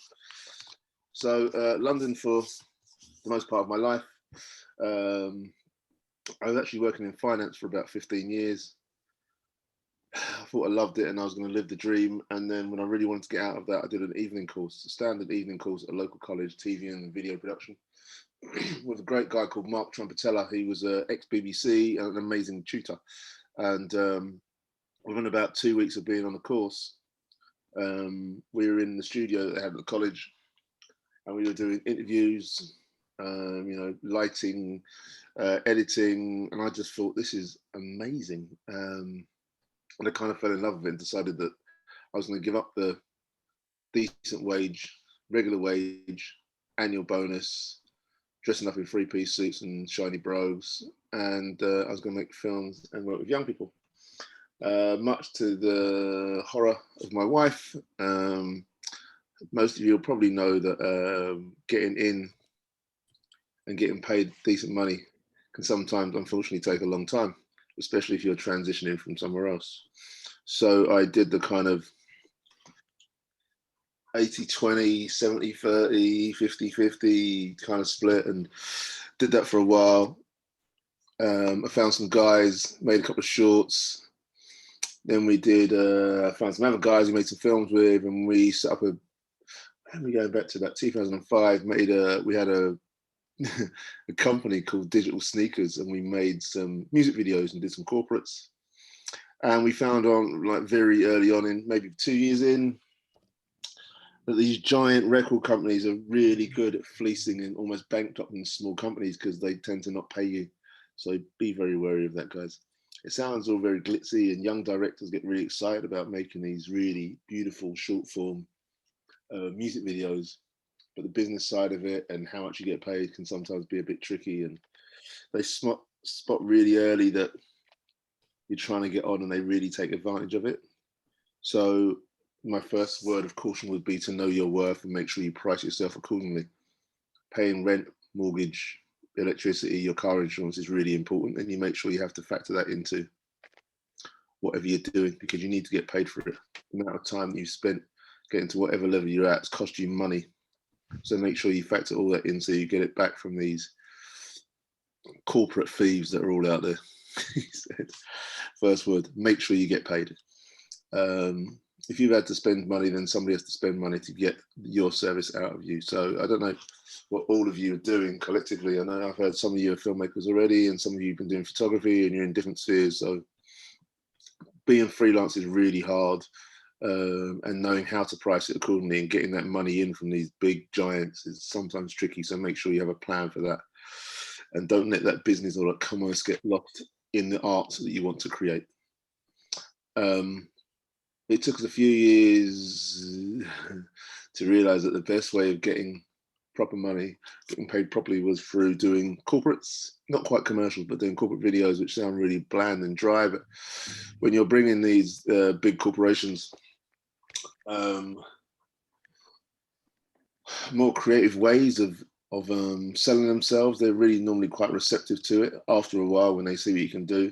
And it's all really about your portfolio and your show reel. So whatever you're shooting, and sorry if I pitch this a bit wrong, because I'm not sure how much experience all of you guys have got, so forgive me for that, or just let me know. Make sure you capture all the best bits and you have a show reel, and you know, you've got social media, websites, whatever it is, so you can show what you've created. And I used to say to my students, because I did teach them for a bit, and I'll come to that, was you're forever selling yourself. And you should remember that, you know, whether you're on set conducting yourself or on the interweb, I don't think you can find any naked pictures of me on there, or any compromising positions, because when you're online and you're trying to sell your service, you know, you need to keep your private life very separate from that, because people will always look you up and try. Sorry, we'll try and find out more about you in order to hire you. So keep it clean and keep everything professional, but keep it fun. That doesn't mean it doesn't have to be fun. But always keep a record of your best work, and whatever you work on, whether it's a bigger production or it's something you've done yourself, make sure you get those clips, those rushes, so that you can add it to your show reel, because that's how you can prove what you can do. And I used to say to my students, like, I used to teach 16 to 19-year-olds and older students, but you know, it's not always just about, this is for Edge Hill University, sorry about that, it's not always about going to university and giving them 30 grand and spending 50 maybe. It's really about your experience and what you can do. So if you're going to university, you make sure that you're rinsing out all the kit that you can do, using it all the time, making as much stuff as you possibly can, shooting those music videos. I remember when we were pitching for music videos, they had some of the colleges, there was one in Blackburn actually, that was being sent the same pitches that we were being sent. And obviously the students could do it a lot cheaper because they weren't paying for X amount of stuff. So make sure if you're going to university that you use all of the resources, the full breadth of the resources that your £30,000 or whatever it is now is paying for. Build your relationships with kit houses, build relationships with actors, writers, directors, the whole spectrum, in order to help yourself move forward. And what I would say is, on anything like this course you're on here, the most important people are not the speakers, but it's the people who are in the little boxes next to you. You get strength in numbers, and all those experiences that you share, you build new teams, like new families. Hold on to the good ones and stay with them. That's how I started, that's how I continue, and every time I go into a new production, whether it's really tall actors that can run really fast but also can act, or a great DP or a great sound guy, I hold on to the good ones and I try and pull them onto other productions, because essentially it's like you're trying to build your perfect family. And I would say that what I do is I find people who are really good at the stuff that I don't like, and I ensnare them with my lasso of truth. So not whatever it is, but I go as far as I possibly can within decency and legality to keep them in my team. And then, you know, when you're coming to a production and you have days where it goes a bit shit, you know that these people are there because they appreciate the way that you work, they appreciate what you do, they appreciate being on the job. So all of those things are really key. I'm jumping around. What did I do then? I did this course, I left work, had a music video company, started making some shorts, got rejections from lots of festivals and from lots of sources of funding, Film 4 included, UK Film Council, which is now the BFI. And then we made a film. They really liked it, and even though they rejected it from a festival, they asked to come and do this bigger short, more money, 50 grand. It's called Cinema Extreme back in the day. That was the UK Film Council on Film 4. We made a few shorts, put them in a few festivals, got a bit of heat from there. And the next stage really was to make some feature films. True story, and every time I tell this, people seem to not believe me, but every time I've attempted to make a feature film, legitimately, the people that I've worked with, one of their parents, they've lost one of their parents. So, you know, we didn't get to as far as being on set, but even in development, having a script, going up for financing, and I think it's about 3 or 4 times now, including me. One of the participants, the key players, have lost one of their parents, and you know, that's the real world. So as much as we're trying to make some beautiful art out here, and it is films, we're not saving lives, you've got to remember that there's a real world going on out there, and there are some things more serious. Oh, that was a bit dark, wasn't it? It's okay, everybody, we're still here.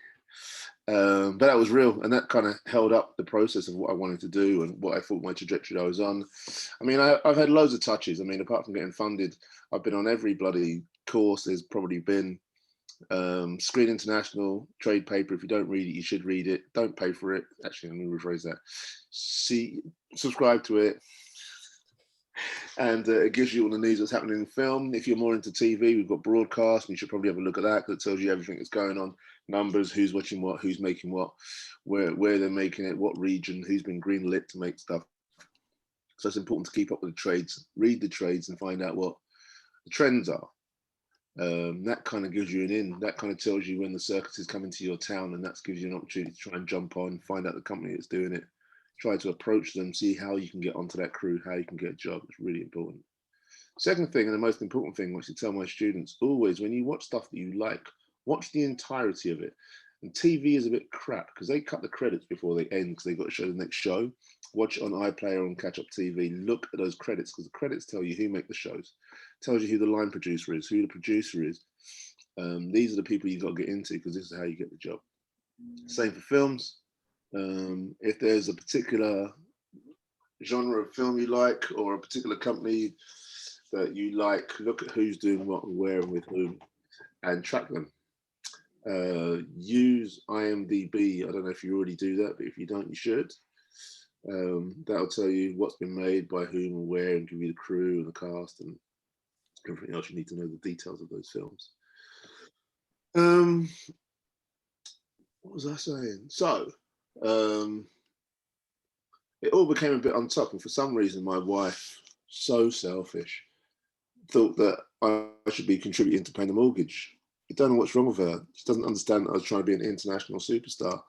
It was just about to happen. It will be next week. It's coming. It's coming. Screen International said I'm a star of tomorrow. UK Film Council said I was a breakthrough Brit. Loads of accolades, and you think, oh, it's there, it's close, it's not happening. So really prepare yourself and plot for a marathon and not for a sprint. I did a half marathon 7 years ago now, and I trained for it. And I was surprised how many people on this June day in East London, June the 14th, I think it was about 22 degrees. I was surprised at how many people had been to the pub the night before, and was surprised they never made it beyond the 3rd mile. Literally, there were ambulances coming out everywhere where people were just caked out on the side, on the pavements. And I was like, do people really not prepare for a 13.5 mile run? What you're about to embark upon is definitely a marathon. I started this in 2000 and something, maybe 1999 is when I went to the college course, and this is the first bit of TV that I've ever been on, and it's the biggest production I've ever been on. There is a caveat, and some of you might be saying, well, hold on a minute, in 2005, 2006, 2007, 2008, you were the lauded future and gonna take over the world and all this kind of nonsense that you should never believe. And my nagging wife, who's always right, said we should probably pay the mortgage, and I did. So I dropped out. I took a sabbatical, making short films, making any kind of production is really, really painful. How many of you are writers? Show of hands. How many directors? Okay. How many? How can I see? Oh, look at this! I'm missing some. How many producers? Oh, there you go, Michelle. Prepare yourself for pain. Who else? Are there any other producers on here that I didn't see? Just Michelle. Everybody take Michelle's details because you know she's the one that's going to raise all that money for you and get you to the award ceremony. There you go, Michelle. You'll now be more popular than you were before. So depending on what course you choose, what pathway you choose, it's really tricky, and just dig in, but believe in what you're doing.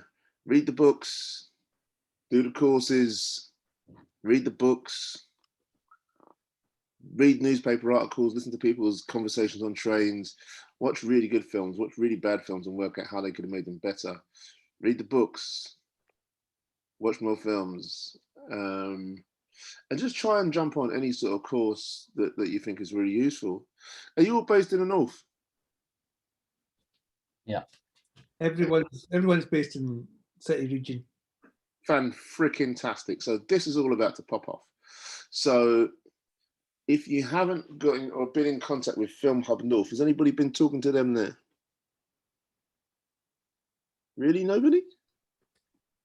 Okay, so Film Hub North, I don't know if I can put it in the, is this chat active? I'll pop it in. Oh, look at that. I love when that stuff happens. All right, so Film Hub North, you should be speaking to Sean and Amy and Roxy. They are amazing. So this is like your jump off point. They do some, well, we've just missed the deadline actually, but they do funding for, are we all talking about filmmaking, or is it film and TV? Both. Both, okay. Okay, so in terms of film, if you haven't made shorts before or you haven't made films before, you should be looking at doing some stuff with them. They have a slot and they'll give you up to £15,000 to do a short, which is up to 15 pages long. You can match that money with your own personal, find somebody else. I did a short with them a couple of years ago. I'm doing a short with them. And I got some money from BBC Film as well. Sometimes you get it from Film 4. There's a range of ways you can bump that money up, but you can't have a script that's longer than 15 pages. They also do an early development fund for feature films. So if you're at that level and you know you've got a script, or you want to develop a script, or you want to develop a treatment, you can get some funding from them to come up with some ideas, or do a lookbook, or you know that kind of thing. I don't know if anybody out there is writing stuff for kids or teens. BFI also have something which you've got to be quick on your toes for, called the Youth Audience Content Fund. And that's a winner, that's TV. It is for audiences of 18 and under, because the broadcasters are really struggling to, particularly BBC, to draw in kids because they're, you know, watching TikTok and YouTube and all sorts of the other things. And so the Youth Audience Content Fund is amazing in terms of they'll pay for, you come up with an idea, you submit it, if they like it, they'll pay up to 100% of your development costs. I'll say again, up to 100% of your development costs. And then what you do is you take it out to a broadcaster, and if a broadcaster wants to pick up your idea, the BFI Youth Audience Content Fund will then pay. Sean, I can see I've got your attention. You heard 100%, didn't you? If the broadcaster like it, they will pay up to 50% of the production costs. Now, that's cheap TV for those broadcasters, an absolute dream, but it's also your ticket into TV, because it's my understanding it's hard as hell to get in there. It's taken me 20 years. I say it's taken me 20 years, and we get that. So, yeah, Early Development Fund, Film Up North, Youth Audience Content Fund. Good. Screen skills is also something, if you haven't looked at it already. Sorry, I just realized I've been bitten by something, sorry. Screen skills, it's not called screen skills. What's it called now? It used to be screen skills, I'm showing my age. Still is. It's screen skills. Screen skills, yeah, not Yeah, skills. it still is screen skills. Oh yeah, thank you. It used to be skill set. That's what I thought I'd said. Screen skills covers the UK, but something, a training resource is really, really important that you guys should be tapping into and logging into. So they're offering a world of training, depending on what department you want to be in. You can get covered it. I'm actually here currently in the Star trailer.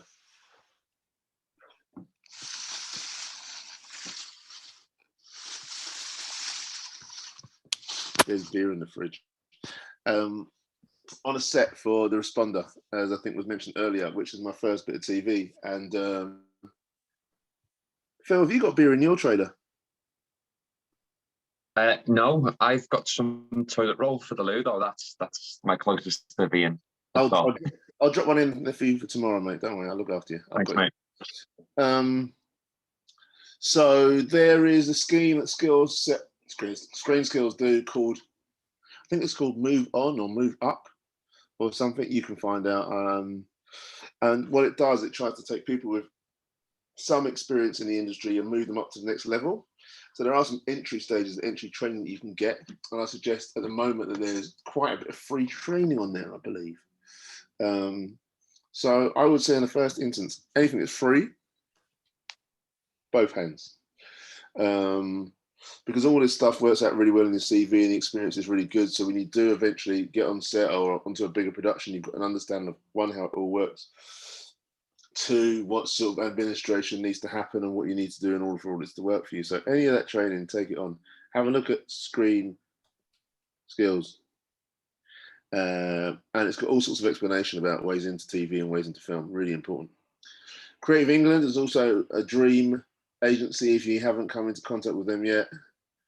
And what you really need to do is register with all this stuff, register with all these people, get them to know your name. The more you push your name out there, the more you're up in their face.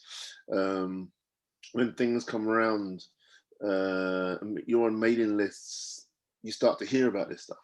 So just bouncing back to Film Hub North for a bit, when I came to Liverpool 4 years ago, I hadn't made film. I was still making some bits and pieces, but I hadn't done it seriously because I'd taken like an 8-year sabbatical. I was teaching film and media to 16 to 19-year-olds. My wife was a teacher. My eldest daughter was a teacher. And I was like, do you know what? I'm gonna have all this time and 6 weeks holiday because everybody thinks it's so long to do all the planning, plan during the year, February, Easter, October, and then in the 6 weeks summer holiday, I'm gonna shoot my feature film. That's what I'm gonna do. And when you get into that environment, you realize that that's not how it actually happens because you're always and constantly planning and prepping and marking. And so that, oh, sorry. Bear with me, sorry, 1 second.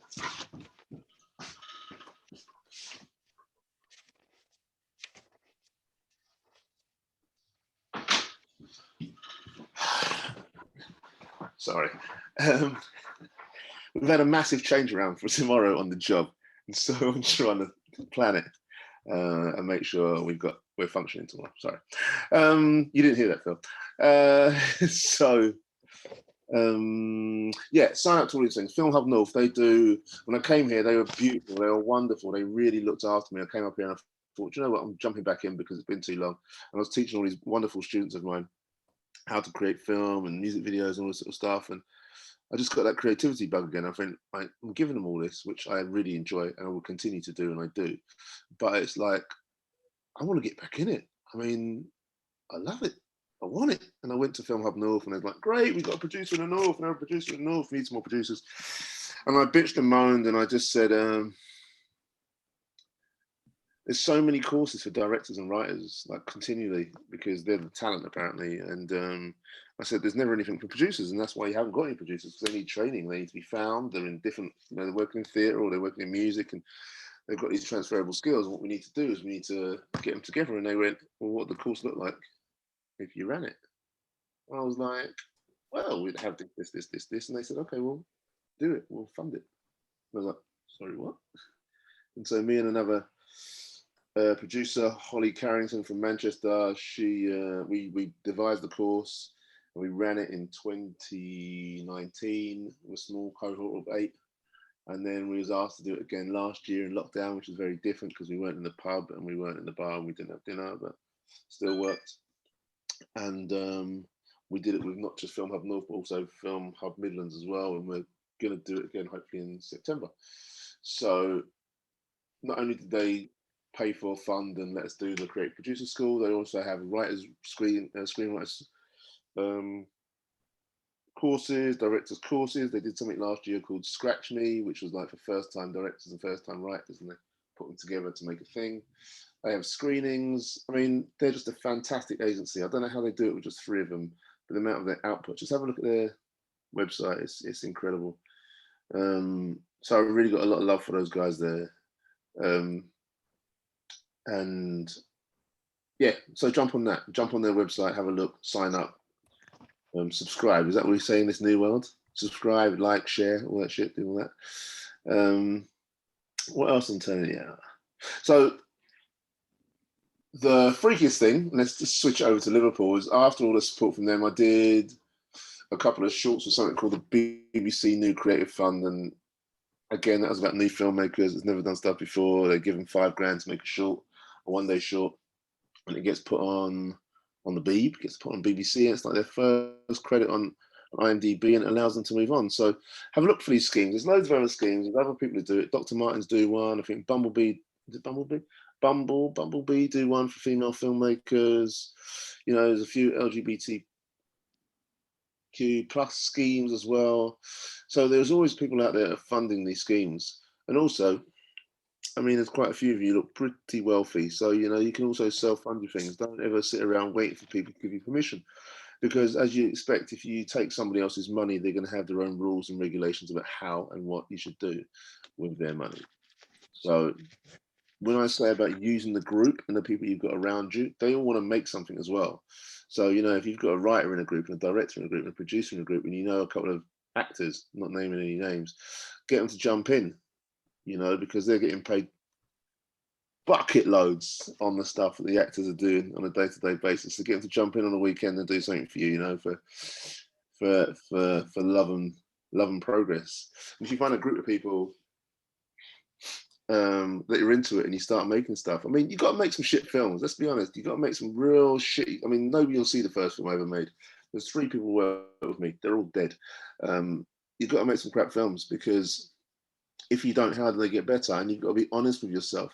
You've got to surround yourself with people who are going to go like, yeah, really like this bit, the first 5 minutes, but the rest of it stinks.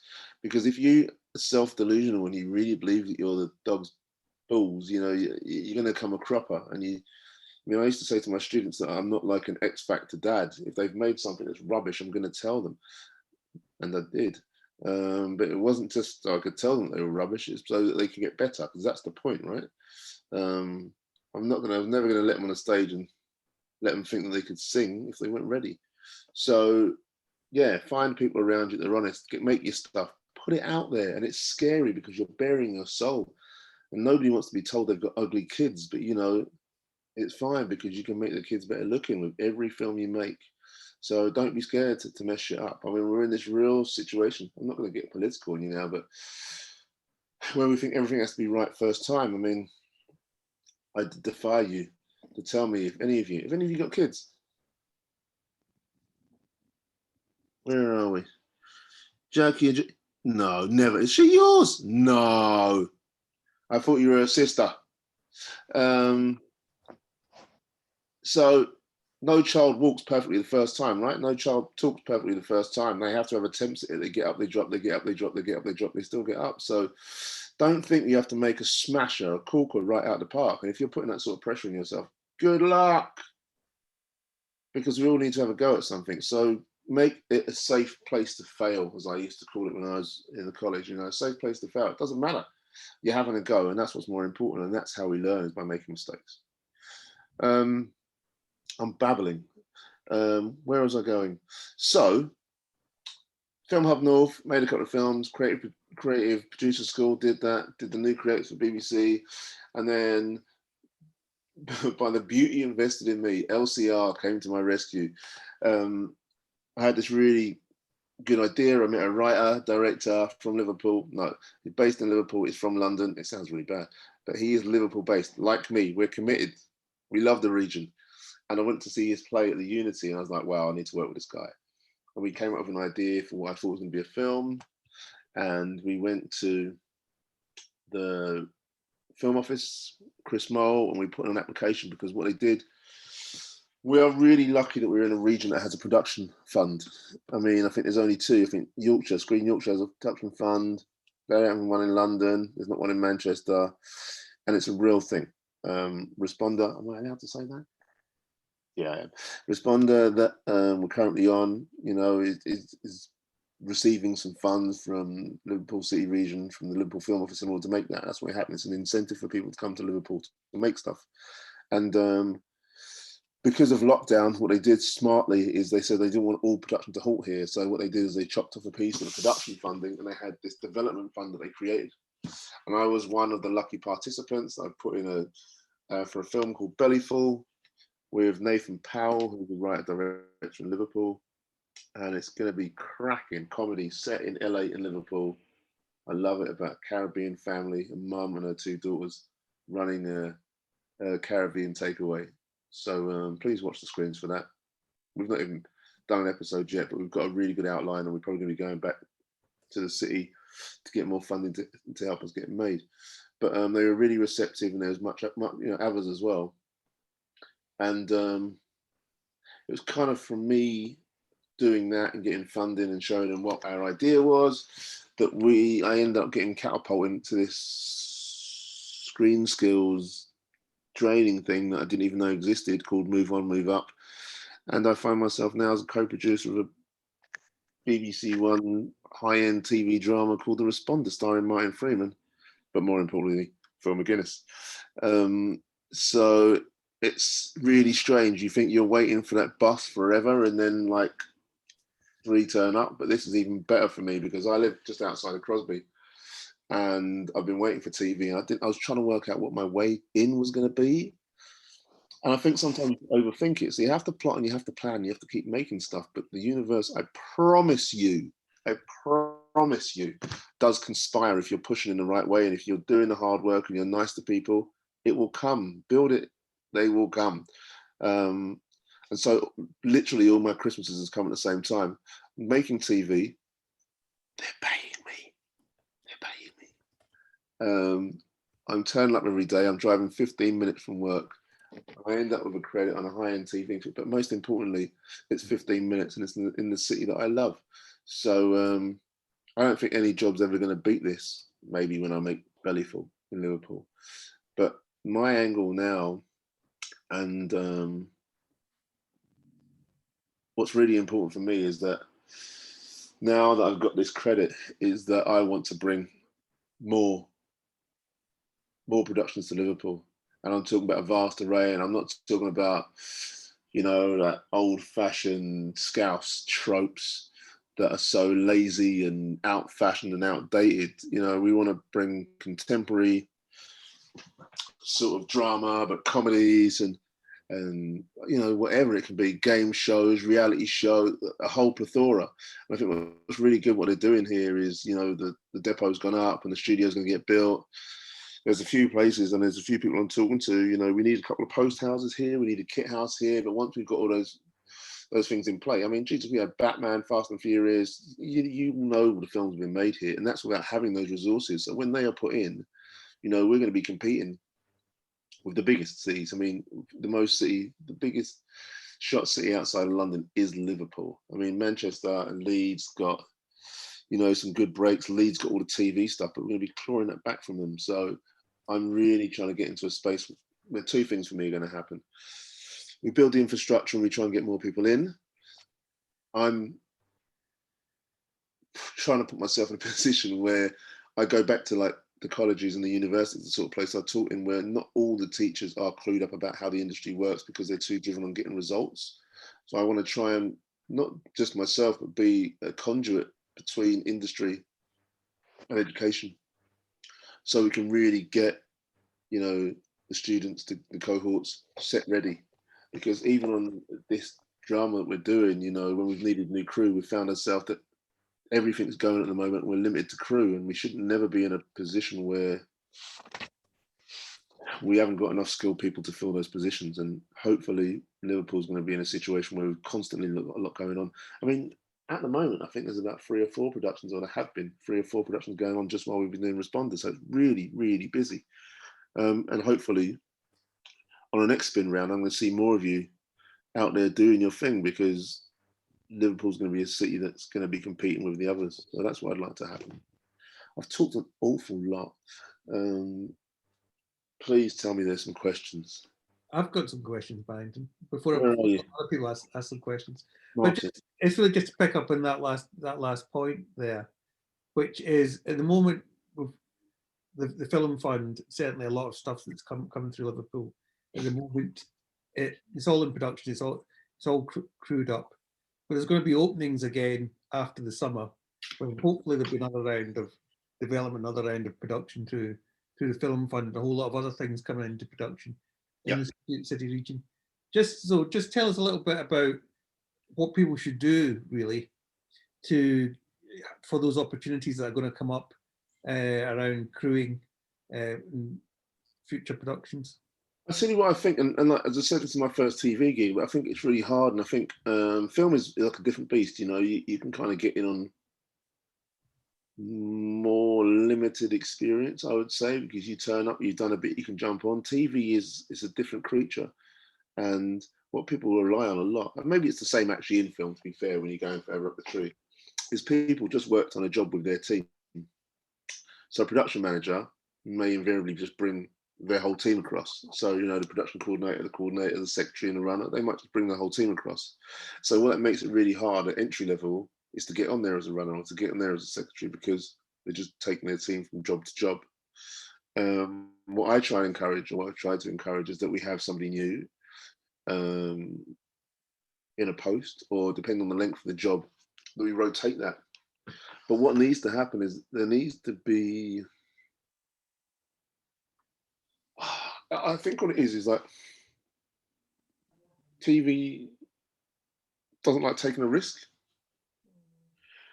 I think that's what I've ascertained. They don't like taking a risk because they're going, and I think the production gets greenlit. We know it's going to go. The money's coming in. They're going, okay, let's crew up. And so there isn't that gap of going like, oh, and this is what I've been talking about and something I've just applied for. Is like there needs to be constant dialogue with the newer entrants to the industry, so they get that opportunity to jump onto a job rather than it just being the same old crew going around here and there. And I think that's the I don't know if I'm answering your question in mind, but that seems to be the bit that's missing, is about new entrants, because everybody is so wedded to their existing team. And I had an interesting chat with our sound guy on this, and he said he had an interview way back, and they said, oh, well, we can't really pin you onto this because you don't have any TV experience. And his response was, well, you never had TV experience until you did. And I think that's the whole point, is we need to kind of change that attitude, but also just have more skilled people ready to go. And it is a bit of a conundrum, but I just think that, and I think this is what LCR do as well, they insist that you take, when they get the money, there is, you know, caveats on it. They insist that you do have trainees from the local area, people at a certain level from the local area. So they are feeding that in so that people are getting in, but it is really sometimes, I think, hard to change the attitudes of some people who have been in TV for a long time. But we're here now, and we're going to try and kick off those doors so more people get a spin. Does that in any way answer your question, Martin? It does. Good. It does. Thank you, Barrington. Right, who's got questions for? Who's got more sensible questions for Barrington? Kira. Kira. Yeah. Let me just hold on. I've never actually raised my hand in a Zoom, so I didn't know how that works, but I've done it now. So, just sort of on that subject of like getting in there, because by the sounds of it, from what I've heard from other people on here, I think I'm like the least experienced person in the industry. So I'm sort of just like getting into things. I've had a job or two, and just sort of funny enough, I I had a call with the film office, and the responder was one of the jobs that popped up, but time-wise, I just couldn't get onto it. It just wasn't going to work with what like I had scheduled. But I've had mixed sort of responses about sort of approaching sets. I think especially with COVID now. What would you sort of say about sort of if you see somewhere filming, because they were filming by my granddad's. I'm not sure if it was the responder, but I know that they were filming near my granddad's house like the other week. Where is he? Yeah, so I sort of, my granddad, he's one of them, he's like, oh, go and speak to people. I'm like, oh, well, not with COVID, I don't want to approach people. What would you sort of say about sort of approaching like a set and saying, you know, I'm, you know, getting into the industry, sort of saying, could I drop a CV in? I don't know, sort of, what would you say about that? Okay, I would say, and you've nailed it on the head. Ordinarily, I mean, we had some guy on Friday come up to the set and said, like, I've been working in Canada, I've been doing this for 20 years, I've just come back to the UK and I don't know where to go. And he said, oh, can I find the third AD? And that's the person you'd speak to on the set. But we couldn't let him on the set because everybody else has been tested. And it's just, you can't go into a live set at the moment. It's just dangerous. Exactly, yeah. So it's a bad time to be doing that. But the key to it is finding out where the production office is and who like the line producer is or the production manager is, because they generally do the hiring. Yeah. So find out who the production company is, where they're operating out of, and that'll give you your link in. And even if you just send it directly to the production company, they'll have it. I mean, legitimately this time around we were looking for crew and it's kind of like going like, where are these crew? And so always the CV is always a winner, an up-to-date CV. And any examples of the work you've done. I'm not sure, what role do you do? Well, I'm literally like just getting out there. I'm only sort of looking for like runners jobs and like location. I've done like a sort of experienced location assistants and things. Right. So when you go for this stuff, never prefix anything that you've done with only, because everything is important. Yeah. We were down a runner last week, and thankfully Tilly came back to us today, and we've missed her. I mean, everybody in the production is vital. You know, if you take a bolt out of a bike, you know, the pedals fall off, and that's literally what it is. So there's no only. Everybody's important. So yeah, start there, get that in. I would say on this job as well, just in our AD and our production team, we've had about 4 people move up during the job. So that's great to see as well. So you just don't know what's going to happen. Yeah, exactly. Yeah, it's just sort of, you know, getting to know people and that, and getting your contacts and that. But yeah. Any mixers, so the likes of Film Hub North and or Screen Skills or any of those do. I think Liverpool Film Office had one last year. I remember I parked up and got a parking ticket. Just get yourself to those. But again, get on the mailing list and you'll know what's happening and where it's happening. So do that. Yeah, boss. Yeah, thank you. Cheers for that. Hopefully. Any more? They're better questions. Oh, there you go. Hi. Before, when you were talking about funding, in regards to like short films or like a TV series or whatever, could we go down those avenues for, say, a music video, or is it then completely different? They tend to not do music videos, and I'll tell you why. Because music videos are almost like a sales tool, so the artist, the music video, will be benefited from it, and so that's why they don't fund those. But if you know some artists who want a music video, that's when you get them to put their hand in their pocket. That's what I would go down that route. Well, the artist is me and my. I knew you'd say that. That's right. Yeah. So no, just find a way to make it cheaper. Be more creative with less money. I mean, there's always a way. I can tell you.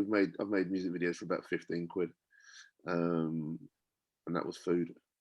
So it just depends. And I think we spent 50 quid on one actually, and that was, we had to buy some bed sheets from Asda and some paint and soap, so the artist could have a wash afterwards. And it was the camera underneath some bed sheets with a light and some paint being poured on it. It's like, it works. So just be creative. Creativity don't cost money. Thanks. Any more? Let's hear it, Michelle. Hiya. Hello. Hiya. It's just for me, I'm like thinking, how do you get your stuff out there so much? Because someone was saying last week, oh, you know, make your reel of stuff you make. We've been streaming. Me and my mate set up a streaming channel in lockdowns. We've just been making loads of stuff. When I say I produce stuff, I don't actually get any money because we do everything without any money. But we're still doing all the roles, do you know what I mean? Like, we're still like, you are doing like all of the roles, but the fundraising bit of them obviously like rubbish out. but that's not your only role, Michelle, so don't get sucked into that. Yeah, I mean, that's it. You're a bit of a director, you're a bit of a producer, you write scripts and you do all this stuff, but then it's like, well, we're like quite active in this city, but we're not really like, it's getting like known, and like what we do is a bit niche, it's a bit weird. I mean, I think it's quite good weird, but then it's like, because streaming's not really like, you know, it's not so professional or like part of the film and TV world, it's a bit separate. But it's like, how would you make a bridge between the two things? I want to hear about this niche stuff first of all. Well, that's pretty weird. we make like I don't know, I can't really explain. Make like a lot of small sets and then have like people in them. We do loads of stuff with green screen, but it's just pretty weird. Like, so we started off doing a bit of like some game shows. We started off doing stuff to try and get viewers, because we've got like Patreons and stuff, so to keep people watching. So we've got like a wrestling show where you wrestle, like virtual reality wrestling show, and just really stupid. It's like really stupid, to be honest with you, but now I'm starting to think about like, so we've got this animation call out so we do call outs and people send stuff in. And it all started with like, we did a song for lockdown, like a Eurovision song contest. Nice. But like we got videos from all over the world and did that. And so it sounds like you're partly stuck between production and exhibition or distribution. Yeah, a little bit. And it's a bit like, at the moment, we've been trying to make stuff a little bit for an audience. And now it's like thinking about, so making some, like, I wouldn't necessarily want to put everything that we've made on a show reel, because it's not necessarily like what I want to give. No, but this is the beauty about a show reel. You can just select the best clips, right? Because you're not showing everything. You're just showing the best clips of what you've done. And it could just be like a split second of them. So people get, so it's like a show, I say show reel. It's like people get enticed by, oh, that looks interesting. That looks nice. It's your shot front. Do you know what I mean? All you're doing is showing them bits of what you've made. That's good to know. Yeah. Who do you give it to? Who wants to look at your show? No, but it depends. So if you're pitching for a job, let's say, it depends on what you're trying to get into the show, really, right? So if you wanted to do more corporate stuff, you could go down Bold Street, and you could pick up one of the independent restaurants, for example, and say to them, look, we're trying to do a thing. We'll do an advert for you. You know what I mean? Plan it, plot it. They might not want to give you any money, but at least you've got something to shoot, and you've shot that thing. And then you might want to go to one of the clothing stores and say, I want to do an ad. But if you wanted to do, I don't know, wedding videos or documentaries, you know, try and find your subject first, because what it is at the moment, and you'll find that when you turn on any of the streamers, any of the channels, that they're lost for content. They want more content. And so sometimes niche is good because there's more people who like your, you know, as you put it, weird virtual reality, game shows, wrestling, whatever it is. So sometimes if you can find that audience, they don't care what you're showing, as long as you can prove you can get numbers, they'll put it on the screen. Okay, cool. That makes sense. So work out what it is you want to make first, and you don't have to be pigeonholed into a particular thing. But once you know what you're going to make, then you can zero in on that particular audience, and specifically, you know, so if I wanted to make stuff for, you know, 49-year-old black men with dreadlocks and glasses, you know, I know what that audience is, and I know what they like and what they don't like, maybe. So you don't always have to pinpoint it, but it does help if you know what that audience wants. But how do you get it out there to like, so it's not like so much making the thing, but then it's like, how, because it's like a big film industry in Liverpool, and it's like, I don't know, I don't look like, really not part of it. to an audience or to the industry? Like maybe to the industry a little bit, like, or to like a different kind of audience. If we're going to talk film, directly film, you've got two options. You can go to, Film Up North, as I said before, and you can get funding to make a film, normally narrative. And you've got the Doc Society who you can go to, and you can get stuff, make documentaries for, so you can get funding from them as well. So there are options, but that is specifically film opposed to like music videos, something else like that. And then you can enter it into festivals. So the festivals, you have festivals which can be niche, you know, so they might be horror specific, they might be comedy specific, sports, drama, whatever. And I will guarantee you that around the world, for whatever you want to make, there is a festival for it. So then you're getting it to the audience. And in order to hit the industry, it's about winning awards or getting nominated or people seeing your work. And that's how you get their attention. Making sense? Yes. Cool. Thank you.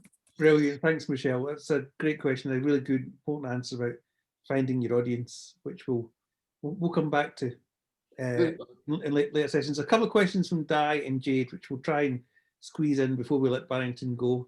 We want to get the most out of them before you have to go. I'm here. I'll just be sitting in traffic, so it's all good. Di, you go first. Hi, thanks, Martin. Hiya. My background is theatre, community theatre, and I've worked with filmmakers, people like First Take in Liverpool, and actually Roy at Hurricane filmed us, the actors, for a piece in Liverpool Museum. But what it turned out as was very obviously filmed theatre, which is a really weird genre anyway. I mean, one of the reasons I'm here is that where my interests lie are in the history and heritage of people with learning difficulties and how they're institutionalized. It's a hidden history. It's an untold story, And specifically, I'm doing a PhD starting later in the year around that whole subject with a theatre company in Coventry. But anyway, so I'm here because I want to know what digital filmmaking is. I want to know more for me. I want to know if I can do it. I want to know more about film generally, because I believe passionately it's a platform that I have to know about at this stage. It's a platform that the audiences that I want to get to have to know about and have to be able to access. Something that I'm interested in, well, they kind of link. One is, how receptive are production companies to other people's ideas? So if I were to come to a production company and say, right, I've got this whole, it would probably be a documentary, probably a short, probably for showing in a library or a museum, maybe that's a beginning. So how receptive would a production company, a particular, working in that area, working with that background maybe, how receptive are they to other people's ideas that are not generated from within their own company? And how would approaching funders for R&D, for some kind of seed funding, would that be best in tandem with a production company? So someone like me, who would have her own company, but it would not be film specific, would be at a disadvantage without working in tandem with a filmic partner. Okay, so I love the idea of that. I love writers. I've got a couple of writers from theatre that I'm working with currently, and I think it's really strong. They come at it with a different tact opposed to filmmakers. So that's really interesting. Production companies depends. It depends on subject matter and if it interests them. It depends if there's a commercial value to them sometimes. And it depends on the platform it's going to go to. So I think I know Sol more than I know Roy. I've known Sol for a long time at Hurricane, and I think I spoke to him about. Did it end up in the museum? You did, yeah. Yeah, it ended up. It was David Fleming had got Hurricane in to do some stuff. I don't quite know where it went, but we got a copy of it because our actors had been on the gallery doing pieces of theatre. Yeah. I think some of the production companies are set up for commerciality. Excuse me, sorry. To make commercial entities, you know, so that they can keep going, because it costs a lot of money to run, especially if you've got staff and premises. It costs a lot of money. So a lot of the stuff they will go into for a commercial venture. Sometimes it's about the story, and sometimes it's about the art, and sometimes if they've just come for you know, the back of doing a decent job, they might want to do a lovely little community project that has heart. So it's always worth approaching them. Okay. Yeah. But I would say if you're going to approach them, to have all your ducks in a row, because time sounds really poncy, but time is invariably money, and they're trying to keep afloat. You know, they're trying to run a business. So if you're going to go to them, you can generally only go once. And I mean, once with your idea. So it should be as prepped as possible. Okay. With funding or without? They might be able to help you get the funding on board. If it's a doc society, if it's a drama, or you can spin it as a drama. Film Hub North. And certainly speak to Screen Skills, also Creative England, because they might have another one. I got an email today about funds and funding from Creative England. They want to help push creativity, and it's not just film, but it's film, game, TV. There's something else in the mix there as well. If it's more theatre based as well, I'm sure you've done this before, but you know, go down the what are they called, Arts Council route. And sometimes, depending on, again, it depends on the subject matter. Sky Arts are sometimes very good with this, or BBC Arts. Okay. So it really depends on the subject matter. Okay. Okay. If it was longer form, you're talking about doing something short form. Yeah, not necessarily, but yeah, I mean, that was where I thought it would start. If it's longer form, then go to BBC. Because I don't know if you've known, what's the BBC thing called? Their docs. Channel 4 have got Unreported World. BBC have got another strand of doc making.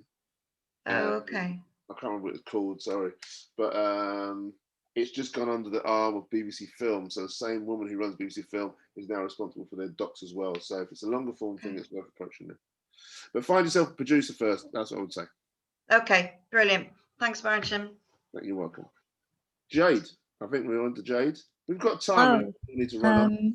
I don't know what my mic sounds like because it's a new one, so I apologise. Sounds right. Check one. Gotcha. I just wanted to ask about the creative producer school, I think it was called, and whether that will be running, it won't be this year, but like the year after. Is that going to be like a continuous thing? Firstly, Jade, can you just tell me what's the colour of that wall? Your wall? I don't know. It was My wife loves green. I think that's the one she. It's kind of like. The best way I could describe it, one of my friends called it Baby Yoda green. So Baby Yoda. I'd say that's probably the closest we're going to get to an official name for it. Okay, so Creative Producer School will be running again this year. It normally runs September to December. Okay. I think the acts probably start in July. I'd watch their website. Okay. In fact, if you look at their website, it can tell you when it ran previous years. I should know because I was there, right? But I think we started doing it proper in July, maybe started it late August and ran to December or January. Okay, great. Thank you. You're welcome. Have a look. I think it's good fun. And I tell you what you should also do is not take my word for it. You'll see the people who are on the cohort and you'll be able to find them. You should ask them what they were doing. But I would tell you, I love it as a program, not just because we devised it, but I love it because we're not doing it just to make up numbers. And 2 from the first cohort have already worked with me on a job and have gone on to be producing their own stuff. So the new creative shorts I was telling you about, I did a couple of years ago. One of the cohort we had, Holly Bryan, she's just produced 3, I think, or 4 new creative shorts for BBC. And she's come back on another job to work with me. And from the last cohort, there's a young lady called Radha Bandari, and she's just about to, I'm going to exactly short that she's doing, and she's just about to come on to another short with me and help me do that. So it's real. It's not like we're just doing it to make up the numbers and go, oh, look, we trained it. No. Yeah. I told you, we find the ones that are really good, and I don't let them go. Okay, great. Thank you. You're welcome. Where's another hand I saw somewhere? Look at me, just desperate to chat. Hi, Barrington. I was wondering, as a producer, Where are you? Can you hear me okay? Is it James? Matthew, yeah. Where are you, Matthew? Let me just change his view so I can get speaking view. There you go, Matthew. Hi. As a producer, there's different levels as far as I'm aware. So there's silent producers who don't even attend set, as I've heard. You know, what would you say in terms of your role as a producer? What does that entail? Do you sit in the edit suite? Do you, like, what do you bring to the table, and how would you advise creatives who have more than one skill set? Okay, so firstly, I'm a nosy bastard, so I want to know everything that's going on everywhere. And I like to be across all of it. For me, that's the only way. But on the flip side of that, I've got a friend who's a producer, and he loves all of it. He loves all the negotiating. He loves finding the crew. He loves all the story, and creativity around the story and all the narrative. He hates being on set. He just, he doesn't like the execution. Come back to post, he's jumping in there, but he just really doesn't enjoy it. There's too many variables, too many things that can go wrong. And, try as you might, things are going to go wrong. He doesn't like that not being in control thing. I like to be in at the ground, at the sort of the nucleus of the idea, and see it all the way through. Like I was liking it to a child, I'd like to be there at the beginning and at the end, and all the bits in between. Everybody wants a producer credit these days because there's various reasons you can have that, and what it entails. People have just worked out, best picture means you get on the podium. And so this is why you'll find a lot more actors and producers now.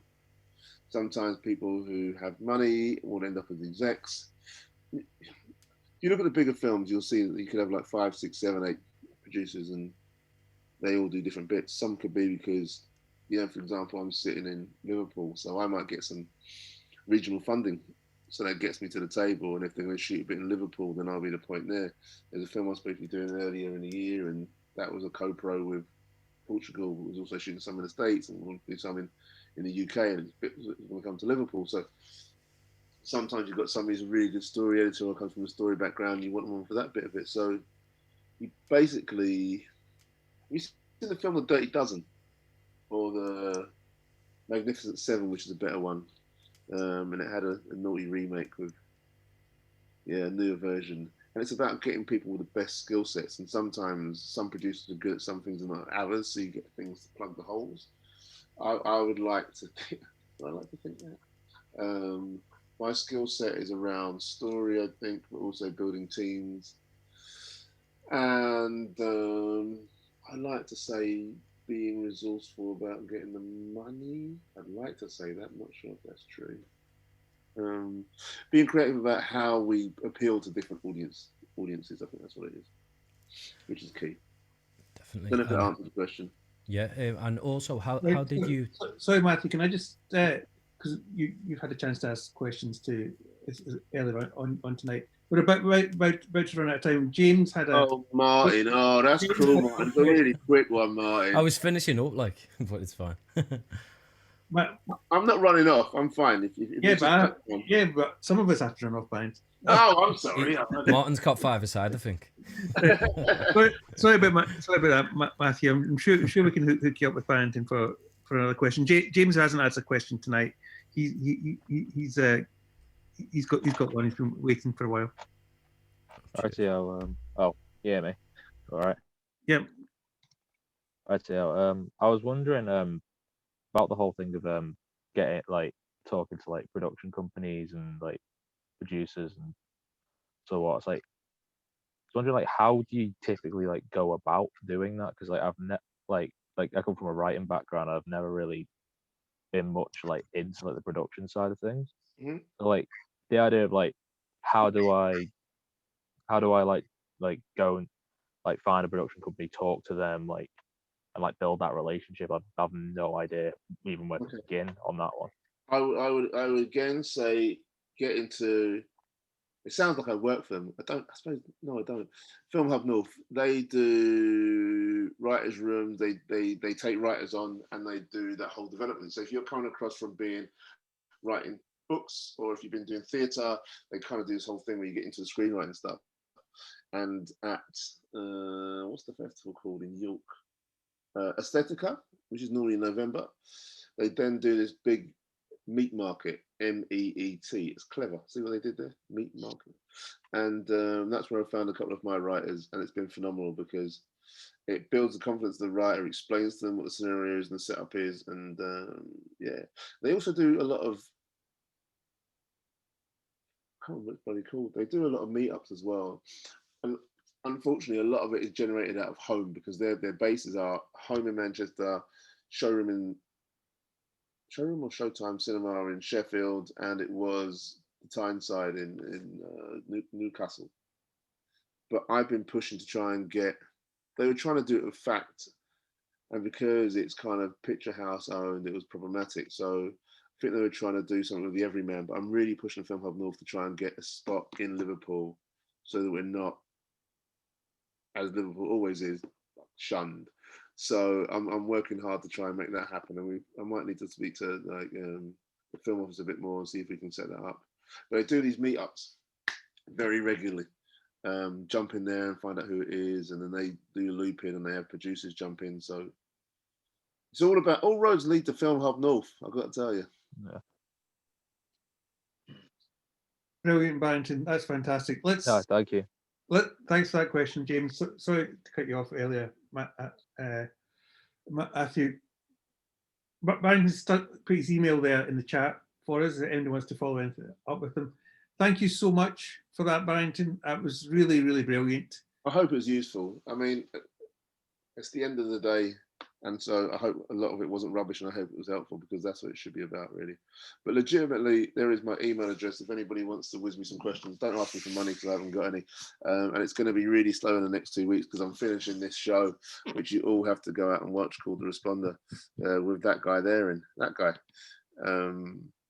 But yeah, I might be a little bit slow on the emails, what I'm telling you, over the next couple of weeks, but I'm really happy to answer any questions. No, you're a star, Barrington, and let's keep. We'll have a conversation later about a meat market for Liverpool and Film Hub. Yeah, I think it'd be brilliant. I think it's definitely. I mean, there's loads of writers here, so there's a few of you. I've seen your names, but I know there's a lot more. I mean, this city is so bloody full of creativity, and I just want everybody to be ready for it when it ramps up. So, you know, we're not importing people like what happened in Manchester when they put the BBC in there and everybody from London came up. Don't want that to happen here. Look at me, I'm not anti-London. I love that. That's my city. You know, I've been there for 40 odd years, but I think the people of this city are due a good break, but we have to be ready for it. Brilliant, Barrington. Thanks a lot. Enjoy your Star Caravan. Oh, they're going to kick me out now. I've got to get back to the squalor where I live, you know. I'll be fine. Sleeping in the car. Thank you all for listening and not falling asleep. Good to see your faces. Hope to see you on the next time round. Thank you. Thank you very much. Cool, don't be late. See you later. Thank you. Goodbye. Right, we're really up against nearly half past yet. I'm just going to go over to Carl in Carl's corner for any final thoughts from Carl, who's in the yellow room over in Ormskirk. How are things? How are things there, Carl?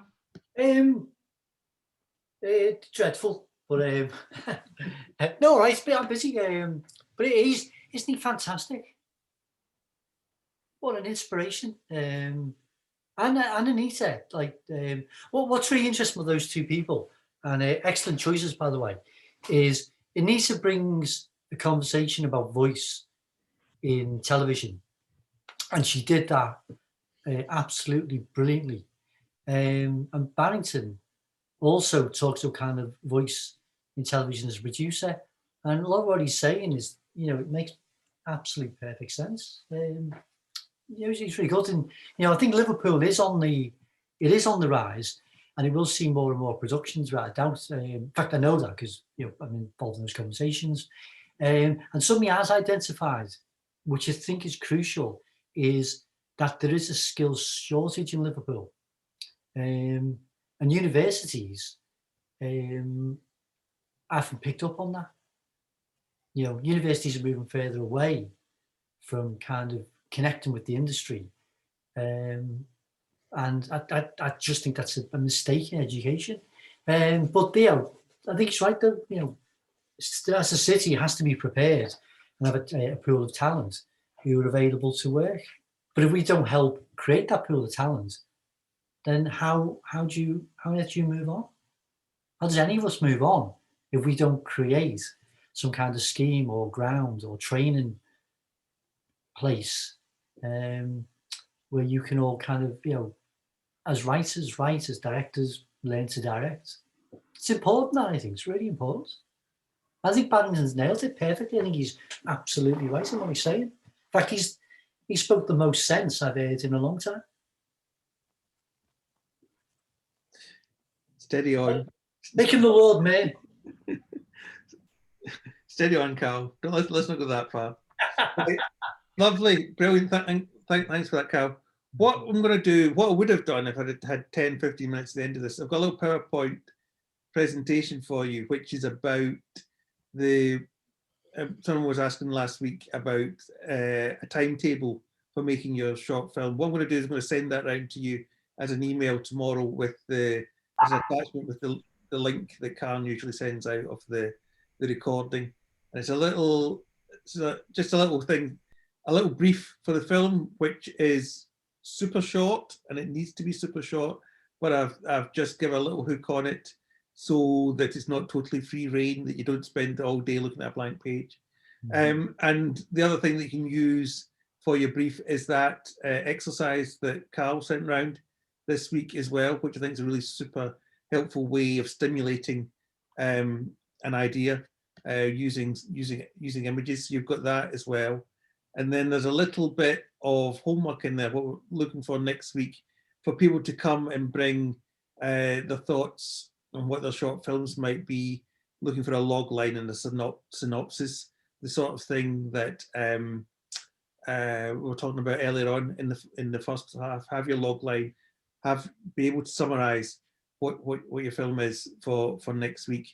There's a little timetable there, pacing it out over the next 10 weeks, the next 8 weeks as it is now, towards that final show in the last week.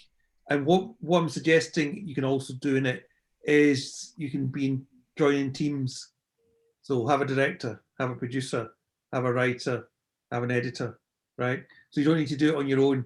Find yourself a team, find yourself some people to work with.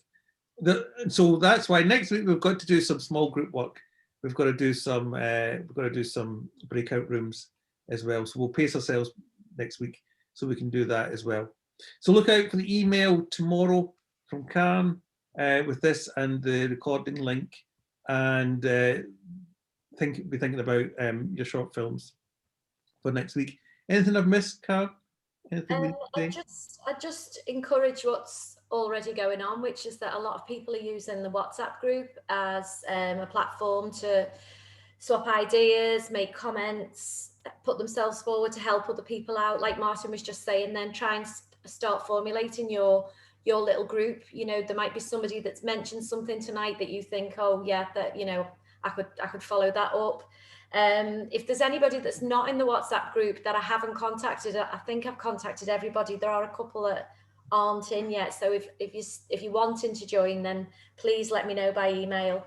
But yeah, use that group as much as you can, you know, because we've been really busy on it this week, and I can see a lot of creativity going on there. So that's brilliant. All right, super stuff, guys. So we're always now back at normal times at Monday at 4:30. Thank you so much for your patience tonight. I hope you enjoyed those two amazing sessions there with our writer and our producer. And I'll see you all next week.